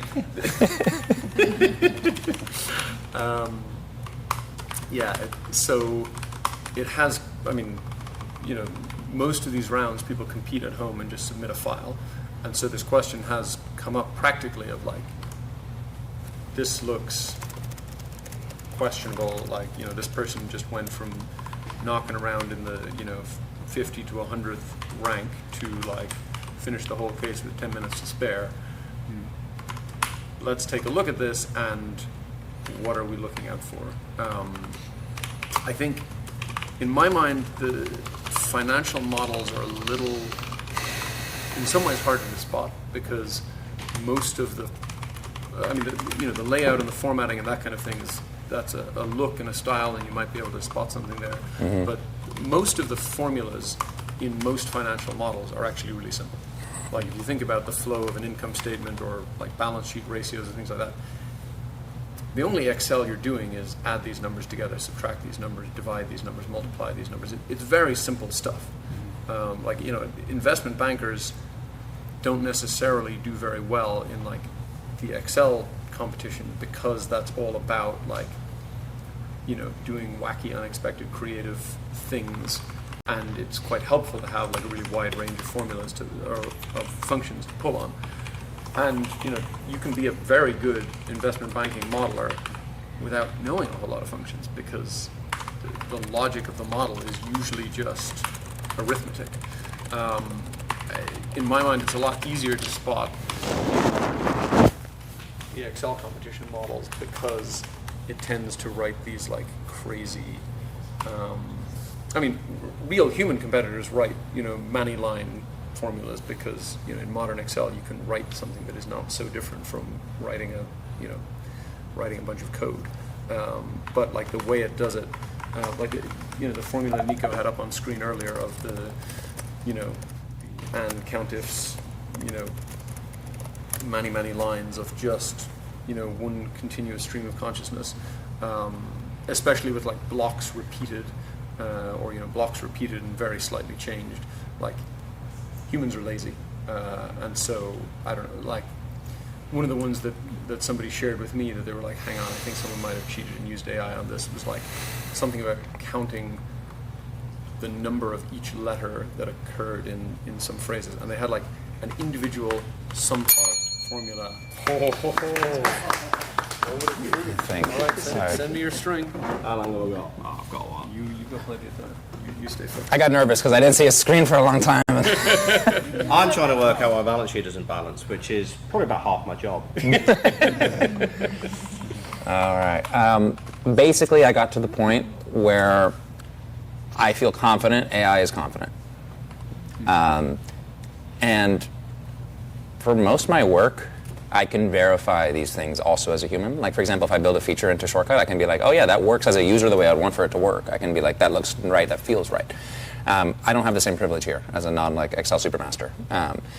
So this is as good as I'm gonna get. If you gave me, again, I'd say 2 hours, which is like, right now, Michael has an hour and a half as the best human. I probably want 5 hours as my kind of human to go through it all and then really be like, yeah, I can submit this and I'm sure. Because I don't think intellectually it's not something that I can understand. It's just something that like would take me longer, So I'm at the point where I feel like it's worth it to me, but I will send it to you. Alrighty.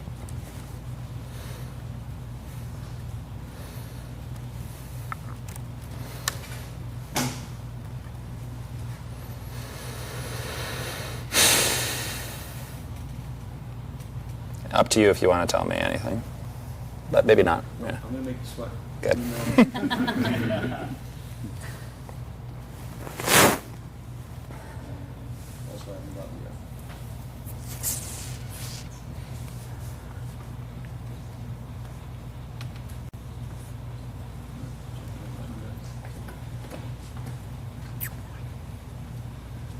There's a whole art to like debugging a non-balanced balance sheet, like different, like what does it mean if it's off by the same amount every year versus if it's growing by the same amount every year versus if it's, if the sign is this or the sign is that. And there's the challenge is that, with a model of this scale, there are so many places that something can be going wrong. It is. Oh, he's tracing dependencies and precedents up here. Right? better. Oh, so he's actually doing a balance check, right? Yeah. 1 million, mate.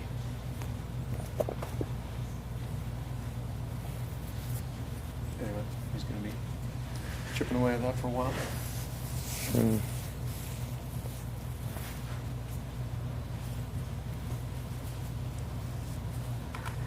I must say, as I think about,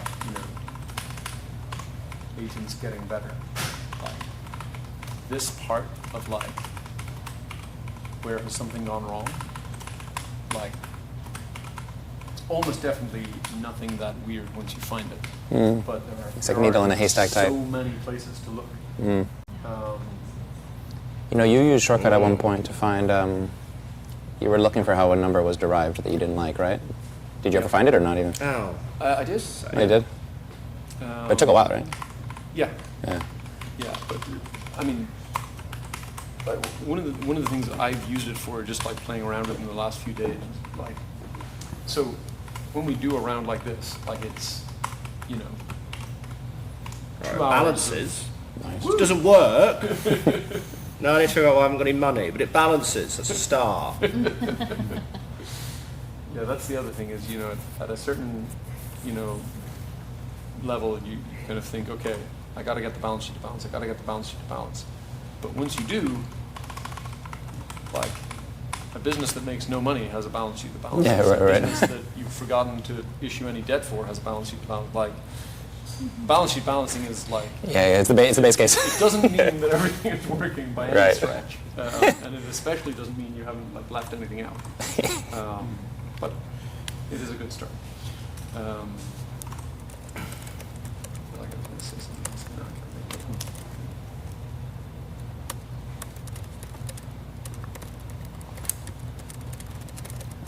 Oh, yeah, what I was going to say is that, like, one of the things that I enjoyed using this for was, like, we spend 2 hours working on these things.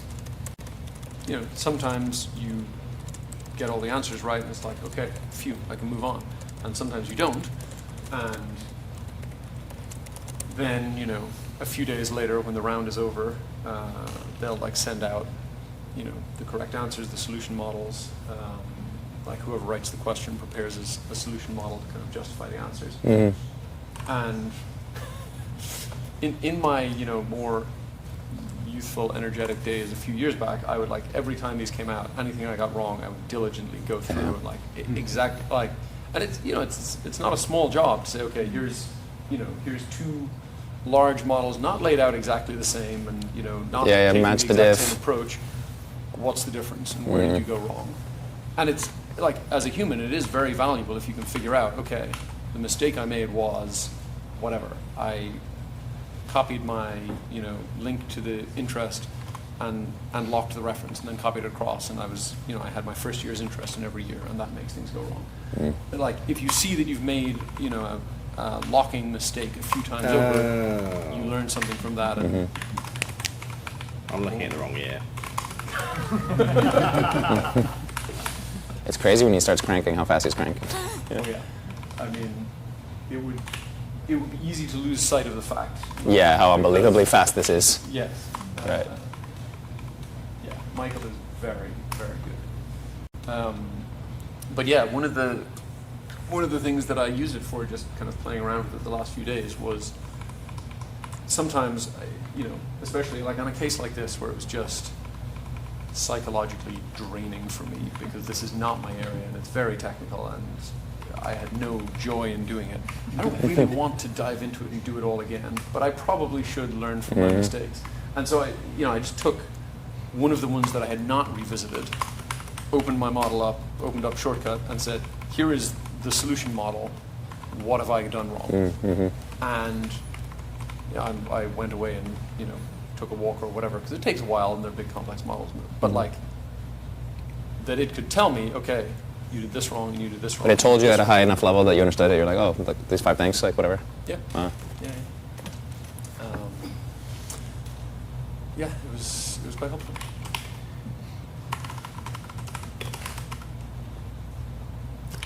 So I'm actually doing this just because I already submitted. But I asked More verifiers? I swear, I mean, just 60 this time. No, to say the least. My prompt is 1,000.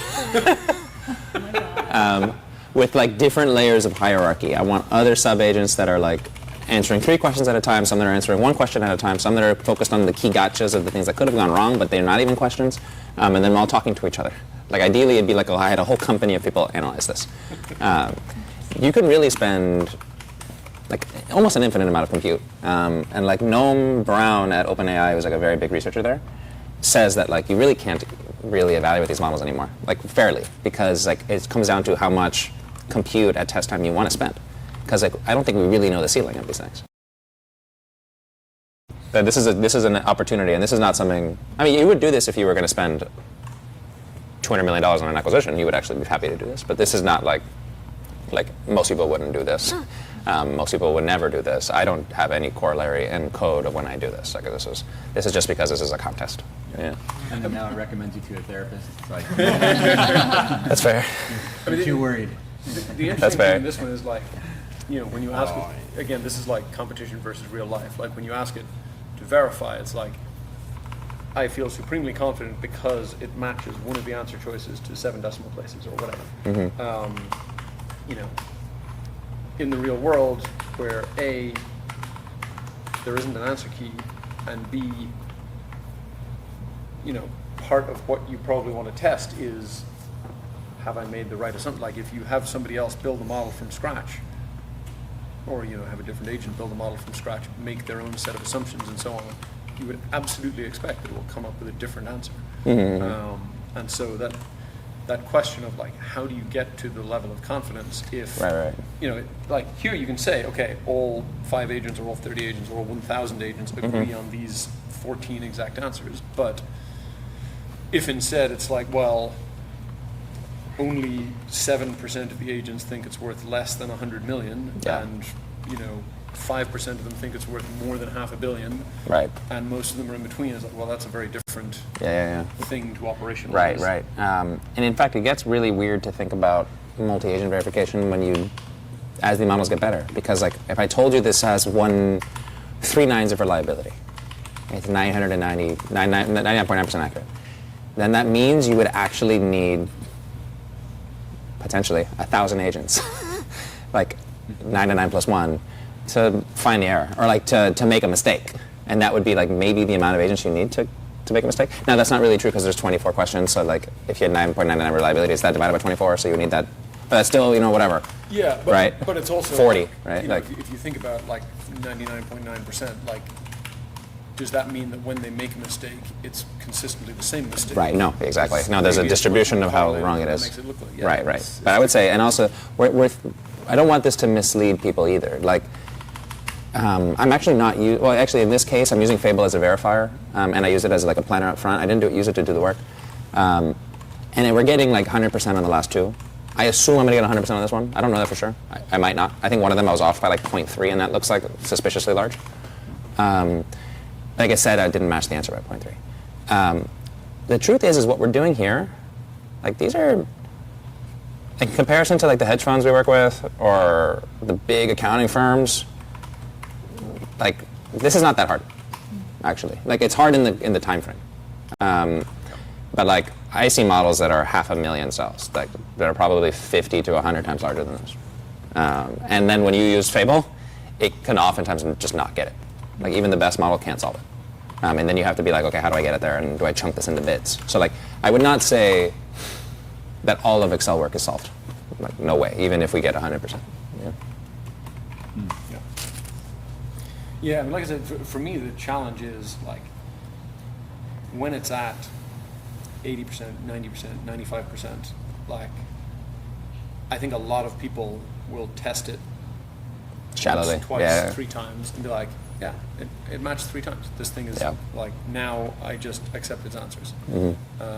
Yeah, that's a tricky spot. Yeah, you need a tool, you need a method to verify. But I think this whole thing that I'm in, where I'm like infinitely using agents to get from 99.9 to, or 99 to 99.9, you wouldn't have to need that. Like, you would be able to actually punch through the mechanics here and say, yeah, I like how this is shaping up, or I would have done this differently, and let me provide much more grounded, realistic feedback back. I don't have that ability, but I do the same thing in the product.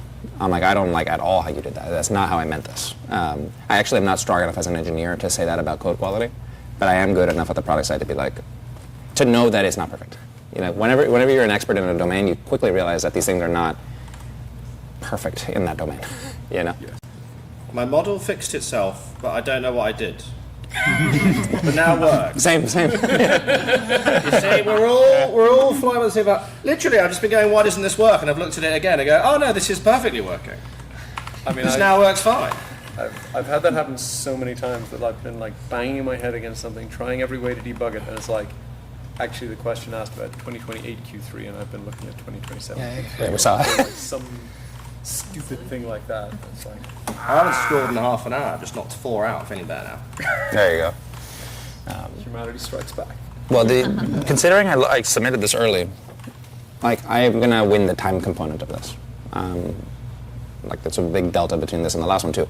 So, but there's a real chance that I lose still, just purely because I was wrong in some way that I couldn't quite verify on this.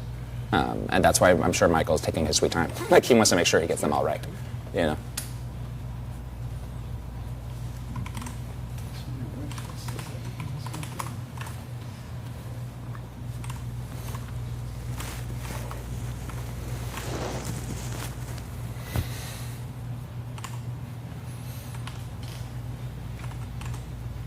How much of Shortcut was built by AI?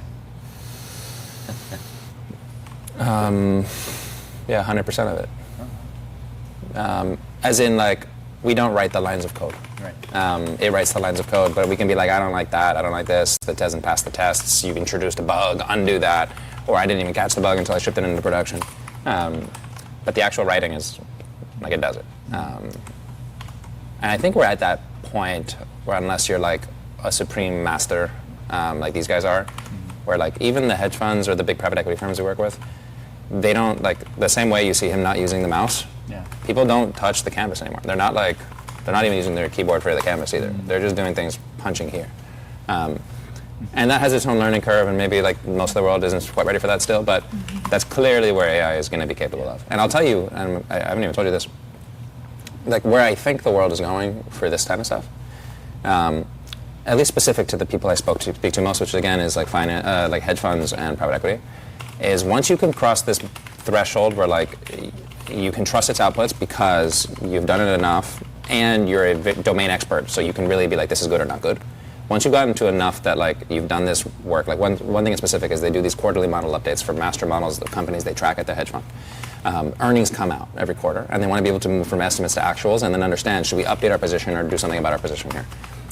It used to take a couple hours to go build like that into your model, and that was hours of the market being open that like things were moving. Now they get it down to like 5-10 minutes. And that's great, but now they're thinking, okay, cool, but that took some time to get to, and why do I even have to do that? Like 1,000 companies report earnings in the same day. Why can't I just have all the 200 companies headlessly? I don't even have to see the model, like in the server somewhere, just all update. And then just tell me like, hey dude, this one was off. This did not match your estimates. And you should probably do something. Like that's their dream future. A lot has to happen so that that world becomes true. One is that these things have to get consistently still more accurate. And you have to still be able to like define the way that you like to do things because every firm is different.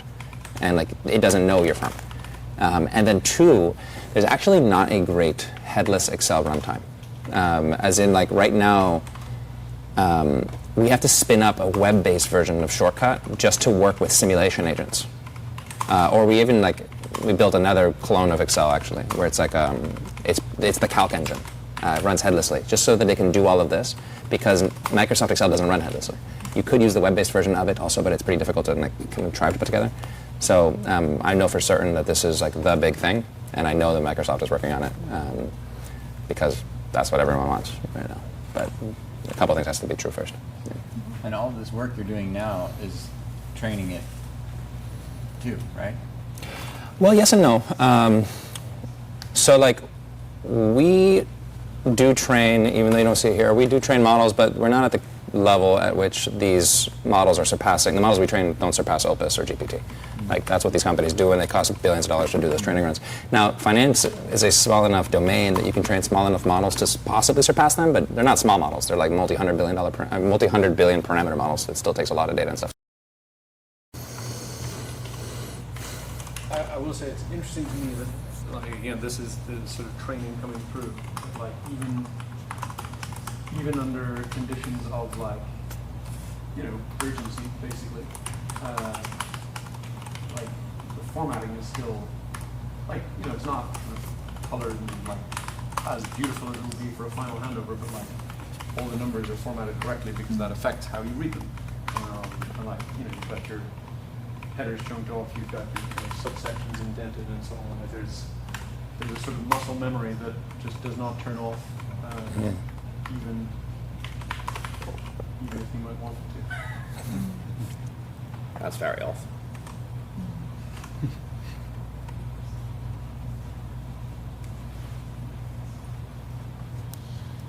Well, we'll let Michael go back to debug hell for a little bit. I didn't want to sign up to this.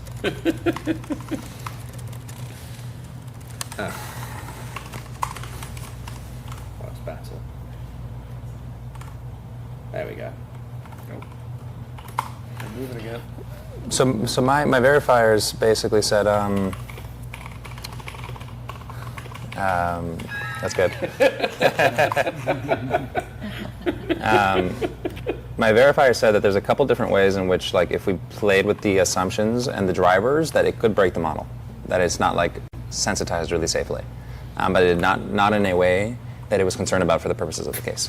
So it's very interesting because one of the things I wanted to take a look at it after, that there's at least one nuance in this one that doesn't come up with this set of assumptions, but could. There's like a subtlety there.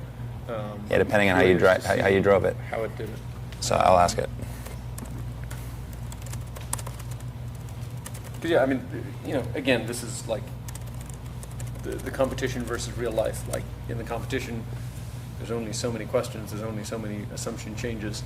Like, a big part of making a model helpful in the real world is if we have a meeting with stakeholders tomorrow and learn new information, or if there's an earnings report tomorrow and we learn new information, can we quickly drop it in and everything flows through?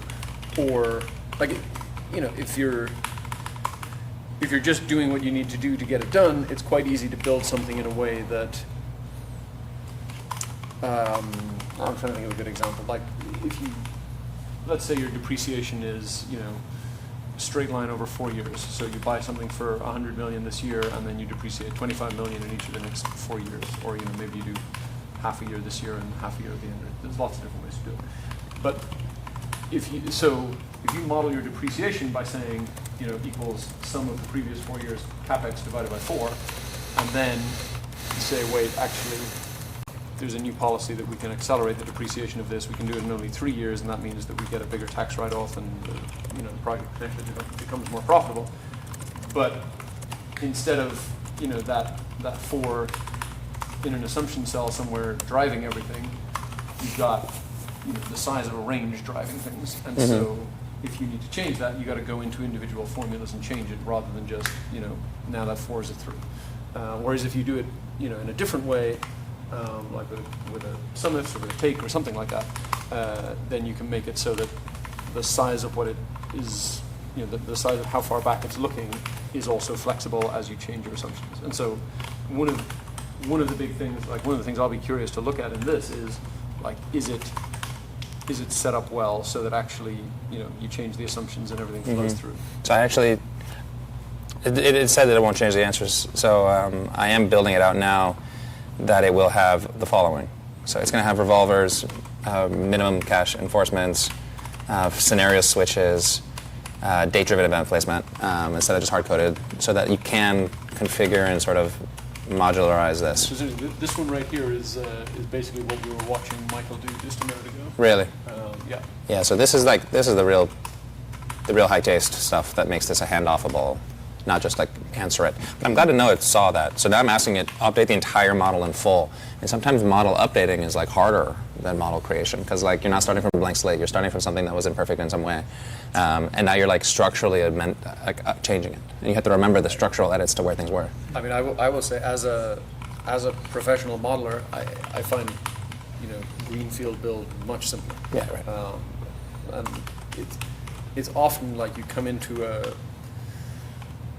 new situation and there's an existing model there. Like the first question is often, is there enough here that it is worth the extra effort of totally understanding? Because you need to fully understand the thing and how everything ties together before you can change anything. Because otherwise it's very easy to break it. Right. By whatever we're just going to add this thing on here, but actually you don't realize that some reference covers a range that includes where you inserted those cells and now put values in another sheet that you didn't even think was in scope or whatever. There's so many ways to break a model if you don't understand all of how it's working. And so like very often one of the first conversations I have with a new client is, okay, you've got this model, you've got potentially years of accumulations of like different people making edits, different people bolting on ad hoc analyses and so on. Is it worth the effort of fully understanding that, documenting it, whatever, to then build on that? Or should we just,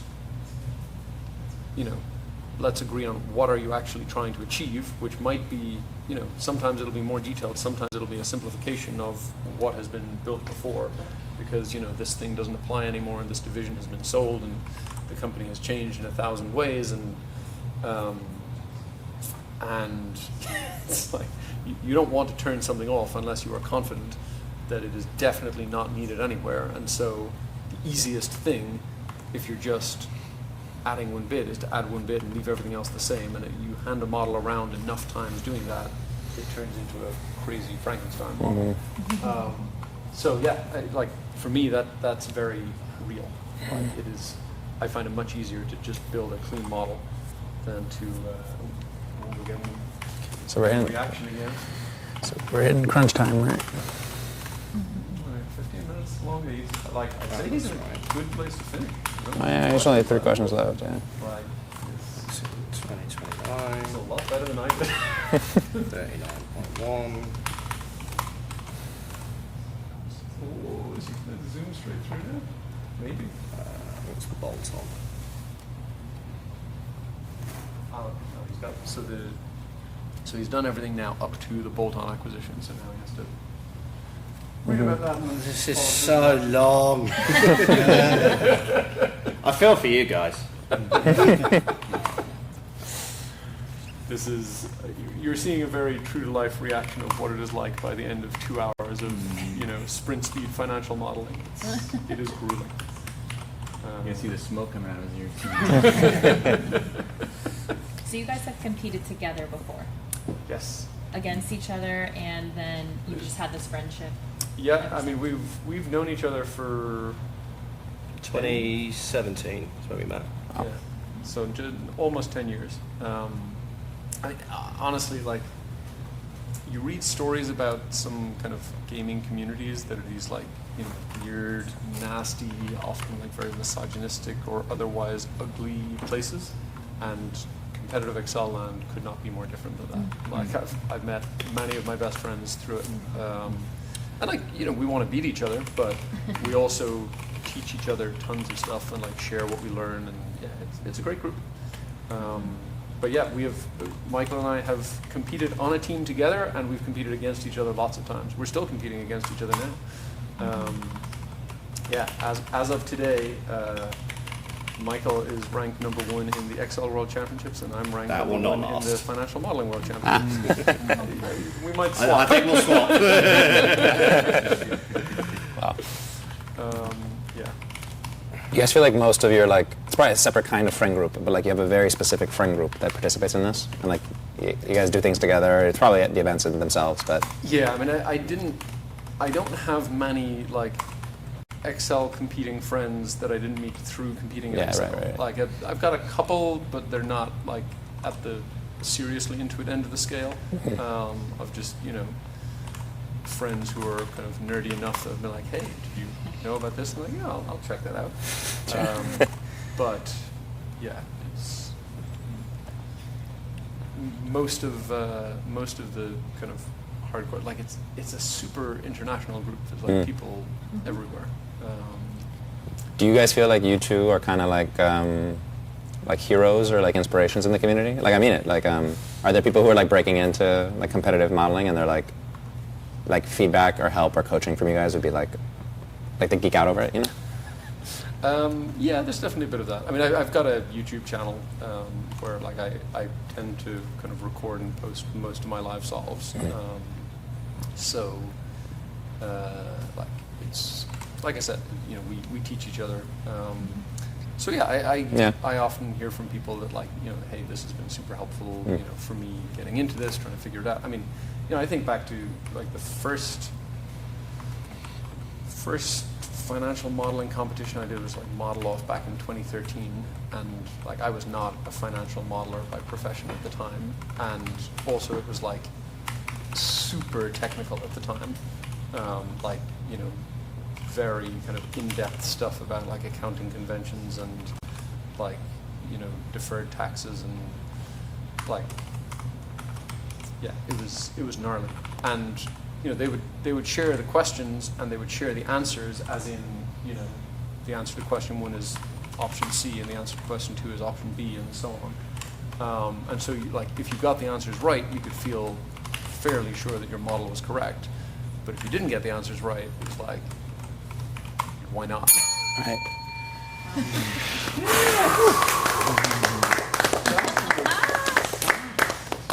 Not as fast as it's not that big. Not as fast as you could, but 10 still. minutes is fair. That was as fast as humans get. I mean, Yeah, I was very stuck for a while. There's a massive. I'll be interested. Like, I don't know how much you can see, like, with the AI's thinking, but like with the sort of task and what sort of questions you're given to sort of like take your hands out of the way. There's a huge jump between 9 and 10. I remember that. Like you have to build, like you can do essentially 1 through 9 on scratch paper, and 6 through 9 you almost are encouraged to, because you're just sort of doing the sort of source and uses, and that doesn't need to be in the rest of the model. And then to get question 10 you need to build an entire model.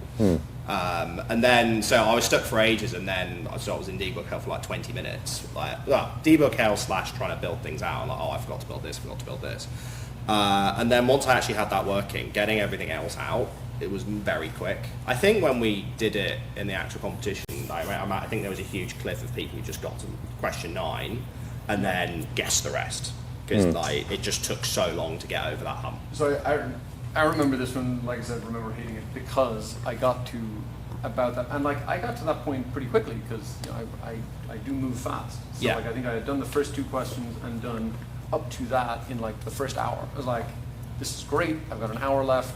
Just need to, and then almost nothing worked after that. Yeah. It was freaking painful. So I just recorded that. Well, I need to send you my answers. I'm curious. Because you never know. Maybe. Maybe the AI made a mistake. Yeah, moment of truth. Like you finished about half an hour ago, right? Yeah. It's pretty impressive. I mean, he finished for the first time an hour ago, and then Did any of your checking like generate any, like, did it change its mind on anything? No. No. So it was done after.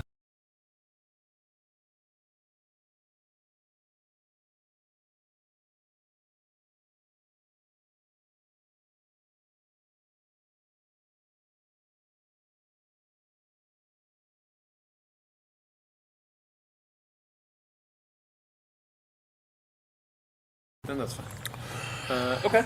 Okay, I'm ready to open it when you are. Anyone want to be up first? I can be up first, it doesn't matter. Or you, I did it last time, right?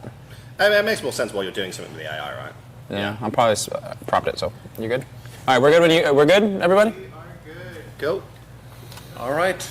Last round. You got 30 minutes. Here we go. Let's start with Nico. Oh, that's why. Okay, I'm editing.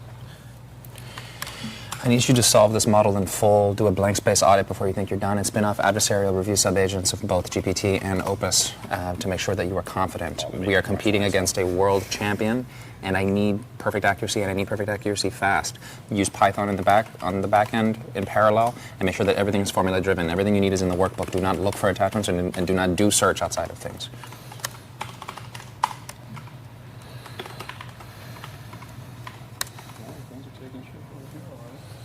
Goodness. I mean, there's some pre-work, so I wouldn't panic at this point. But.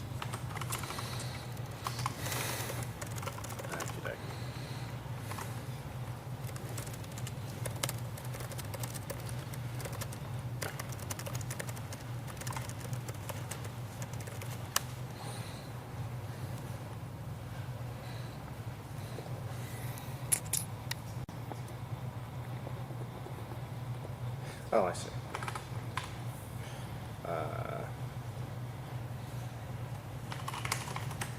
There's a lot of questions on this. Yep. This is AI friendly, actually.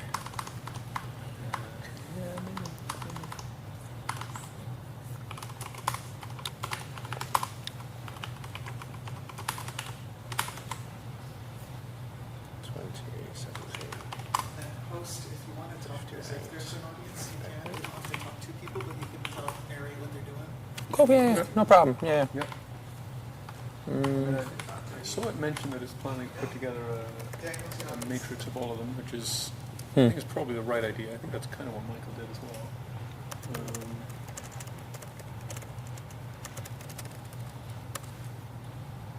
The peril of being a human is you have to slow down and actually read what's being asked at the level. This is what people are saying. It's like understanding is the bottleneck now. And unless you're willing to not understand everything, you're not going to be able to move as fast as possible.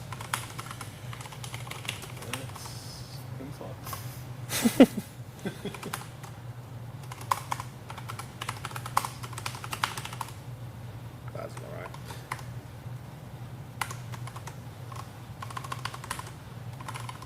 Can you see the Python it's writing here? So it's changing its directory, it's importing JSON, it's working with JSONs here. It's building like a dictionary, a for loop for levels. Oh, I remember this being annoying. There we go. Cool. Okay. 85. There's probably a better way of doing this, but oh well. It's working.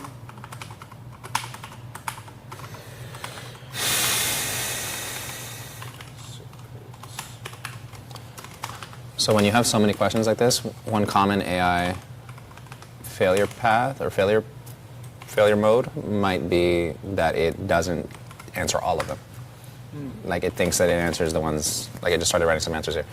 It might just like write all the ones that have hints, or that like it just didn't do enough searching before attacking the problem. So I'm already gonna be like, I didn't include that as a part of my prompt, and I'm already kind of wishing I did. I mean, these bonuses, like the last 3 bonuses, are all linked to the data as a whole. So it's, I mean, it doesn't mean it has answered all the questions, but it certainly should mean it has all the setup to answer all the questions. All right, so we're at go time. It's now spinning off the review subagents.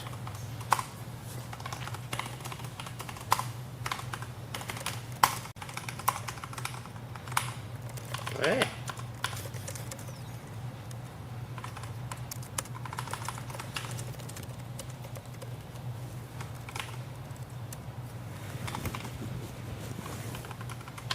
Damn, this guy's sprinting.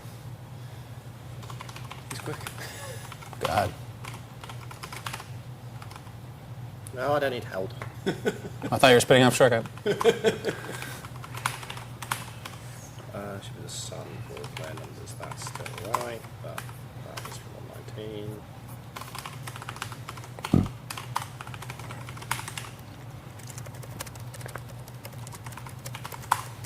Okay.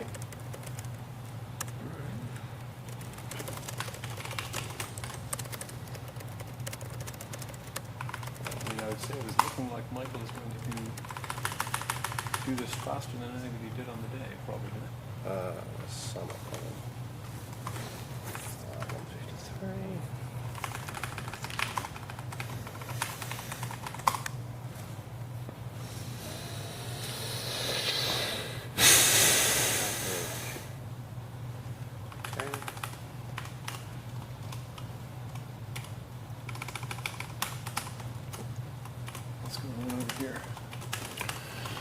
So we're going on reviews. I asked Fable, which is a smarter model again, to like, what are the risks here that we need to be worried about? I'm going to pass these risks back to the other agent and make sure that it feels happy about those.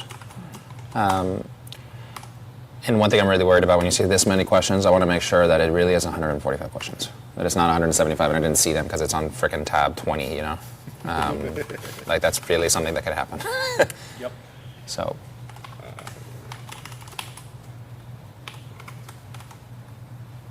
Level 6, right?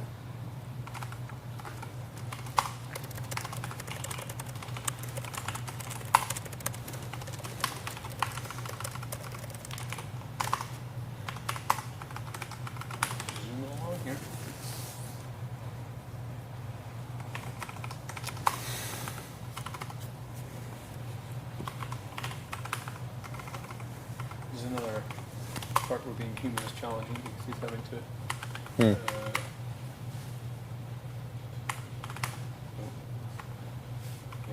I know. manual adjustments and Wow. it is cracking. I think I see what's happening. She's the average only.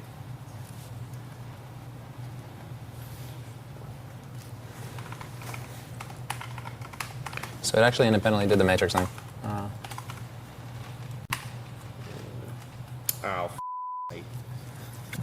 Now I spotted it. look that up.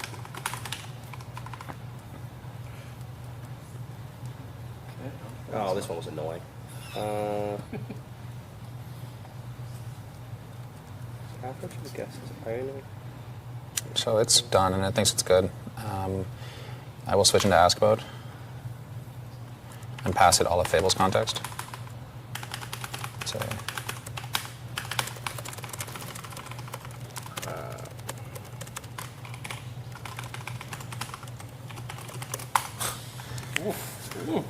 Nagging to try to. You gotta sometimes try all the psychological techniques. A smarter agent says this. But I had to switch to ask mode because you can actually make them second guess themselves inappropriately.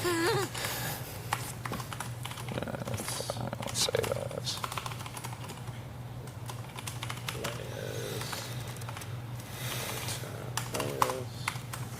That's cool. If you hand off a model with lets and lambdas, are people going to be confused, or?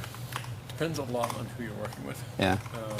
Like, I would never put it in a client model without Just talking about it. first. Yeah. I mean, you know, they could, like, especially because I often build models for clients to share externally with investors or whatever. Like, if you're not 100% sure that your investors are on, you know, 365, Right. those formulas will even exist. Then it's Yeah. terrible Come to on. start Yeah, it's a all conversation awful. if you open it up and it's like name errors or calc Right. errors or whatever. Yeah, it's So, interesting. yeah. They're letting you write code, you know. We need to do what we were doing earlier. Is it true that I think I had heard this, that you can write Python in Excel? Yes. Right. Yeah. There is. I mean, there's like a native Python. in Excel, and there's also like Pixel, which I think is more the kind of pretty duty commercial at it. Wow.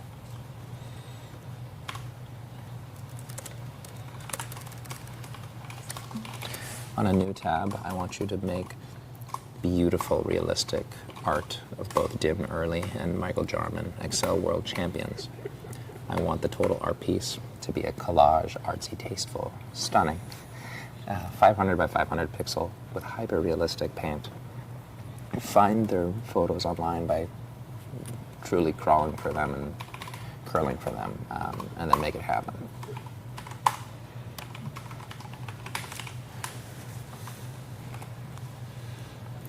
I saved the model before, so.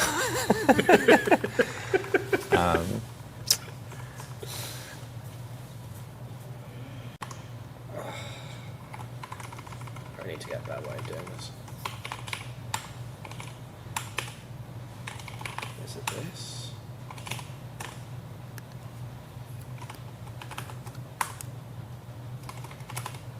I don't think this is going to work. No.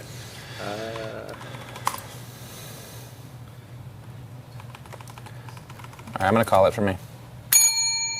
Alrighty. Send me that string. See what we got.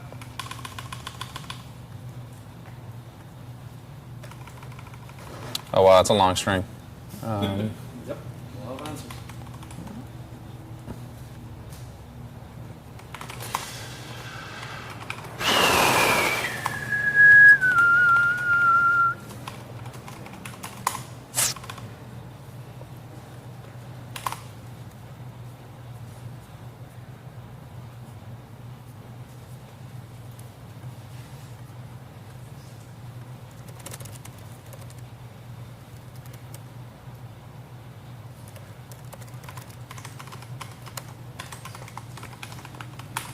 Still making his way through the ether. It's done. Just going back to level 7. Oh no, I need to go back to level 7. Sent you. It better be 145 questions. It better be.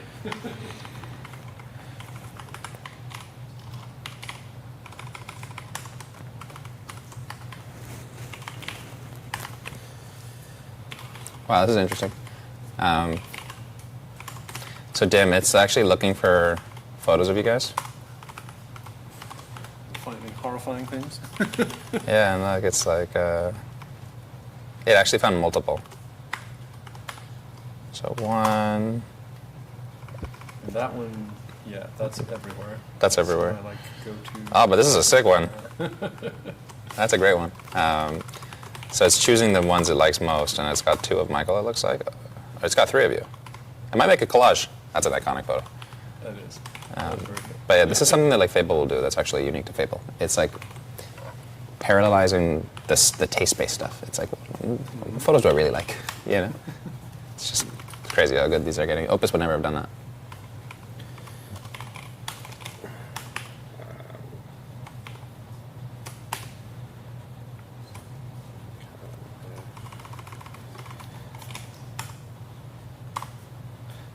I'm just doing this thing. Let's just do this one.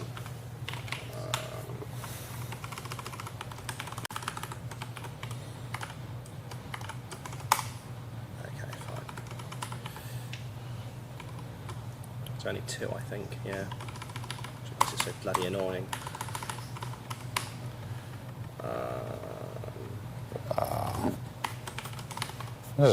This is a crazy case. And this is, like I said, Michael is getting finishing fast for him, for sure.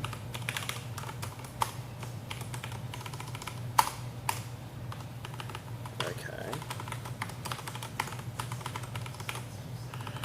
Where was this? 221. Is that right?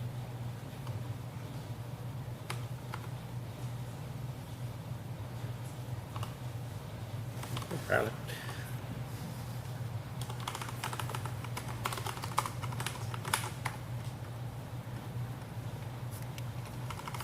Oh, that's why.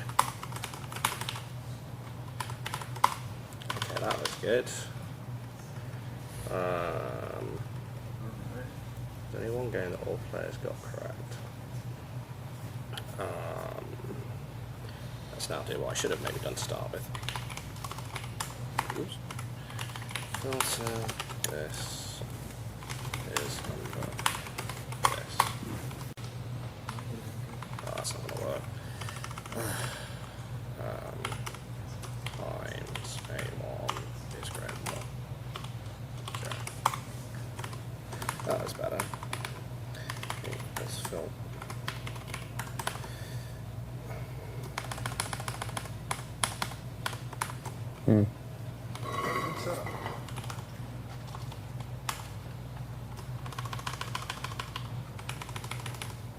This one will work.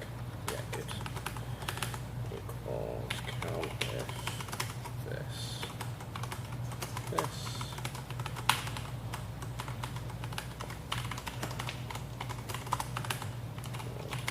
Max this. 97. Sure.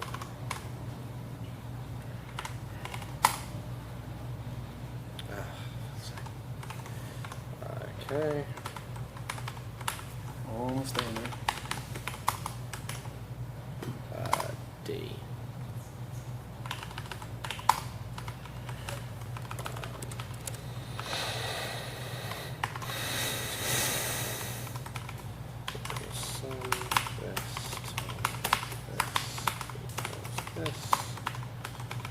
Another one is just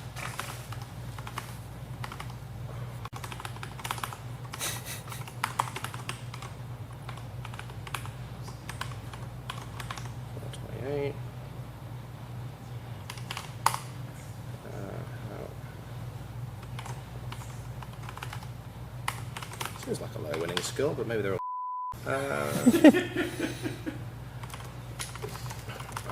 We can now just replace this with 1. Is that going to make you unhappy? Such an annoying feature.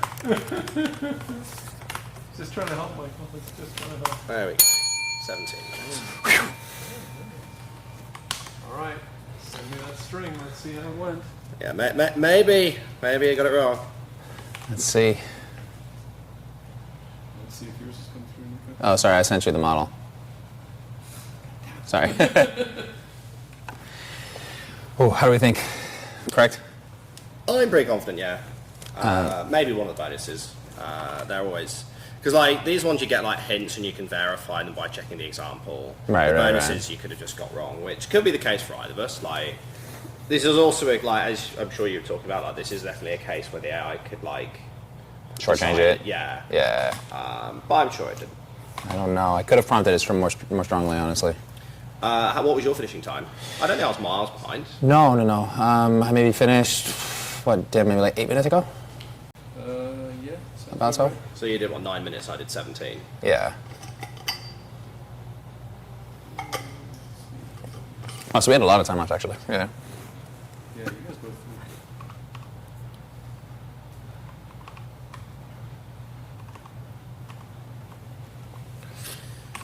Oh, I remember I commentated on this one with Giles. It was when Esther had the right answer but didn't paste it. Oh, no. I remember the answer being 60, so I know I've got that one right.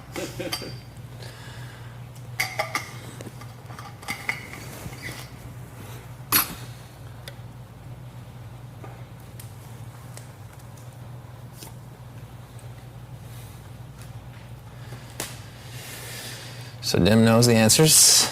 The answers. You guys ready? Yeah. Mm-hmm. Both nailed it. Okay. Good, dude. Hey. Oh, well played. Well done. I don't think I could have done that in 9 minutes. I think if you had, you were even saying it yourself, like if you had done the setup you did... Yeah, because then I could have been indexed this. Yeah, maybe a bit more setup at the start would have helped. So I will say there is a human solve faster than that went. Really? Yeah, there's Saved 8 minutes, but yeah. Yeah, Wow. I mean, I think his we can take a look, but I think his full solve was like 6 minutes or something like that. I mean, that's obviously...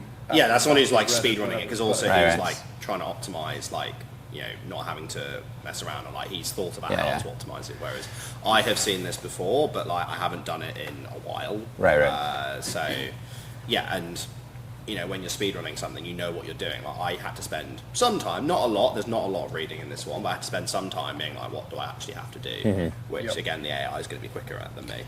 In the meantime, I made an art piece. Oh, that's lovely. Dim's eyes look like he's been taken over by the Terminator. He's a little possessed, but we got Dim and Michael here. Awesome. So we should do the formal calculations. How does that work? Well, I mean, I think final score is 3-1. Yeah. 3-1. All right. Yeah, I mean, you could argue that the last two were you could think of them as a tie and call it, whatever, 2.5, 1.5, because you did both get all the answers correct. Right. Or I guess that would make the first one a tie as well. Yeah. And so what is? I don't even. That is 2.5. That's 2.5. Yes. Man versus machine, man. Thank you guys very much. It's been a pleasure. It's been tiring. Yeah, let's get some food and a that's drink. the thing. The computer doesn't get tired. I do.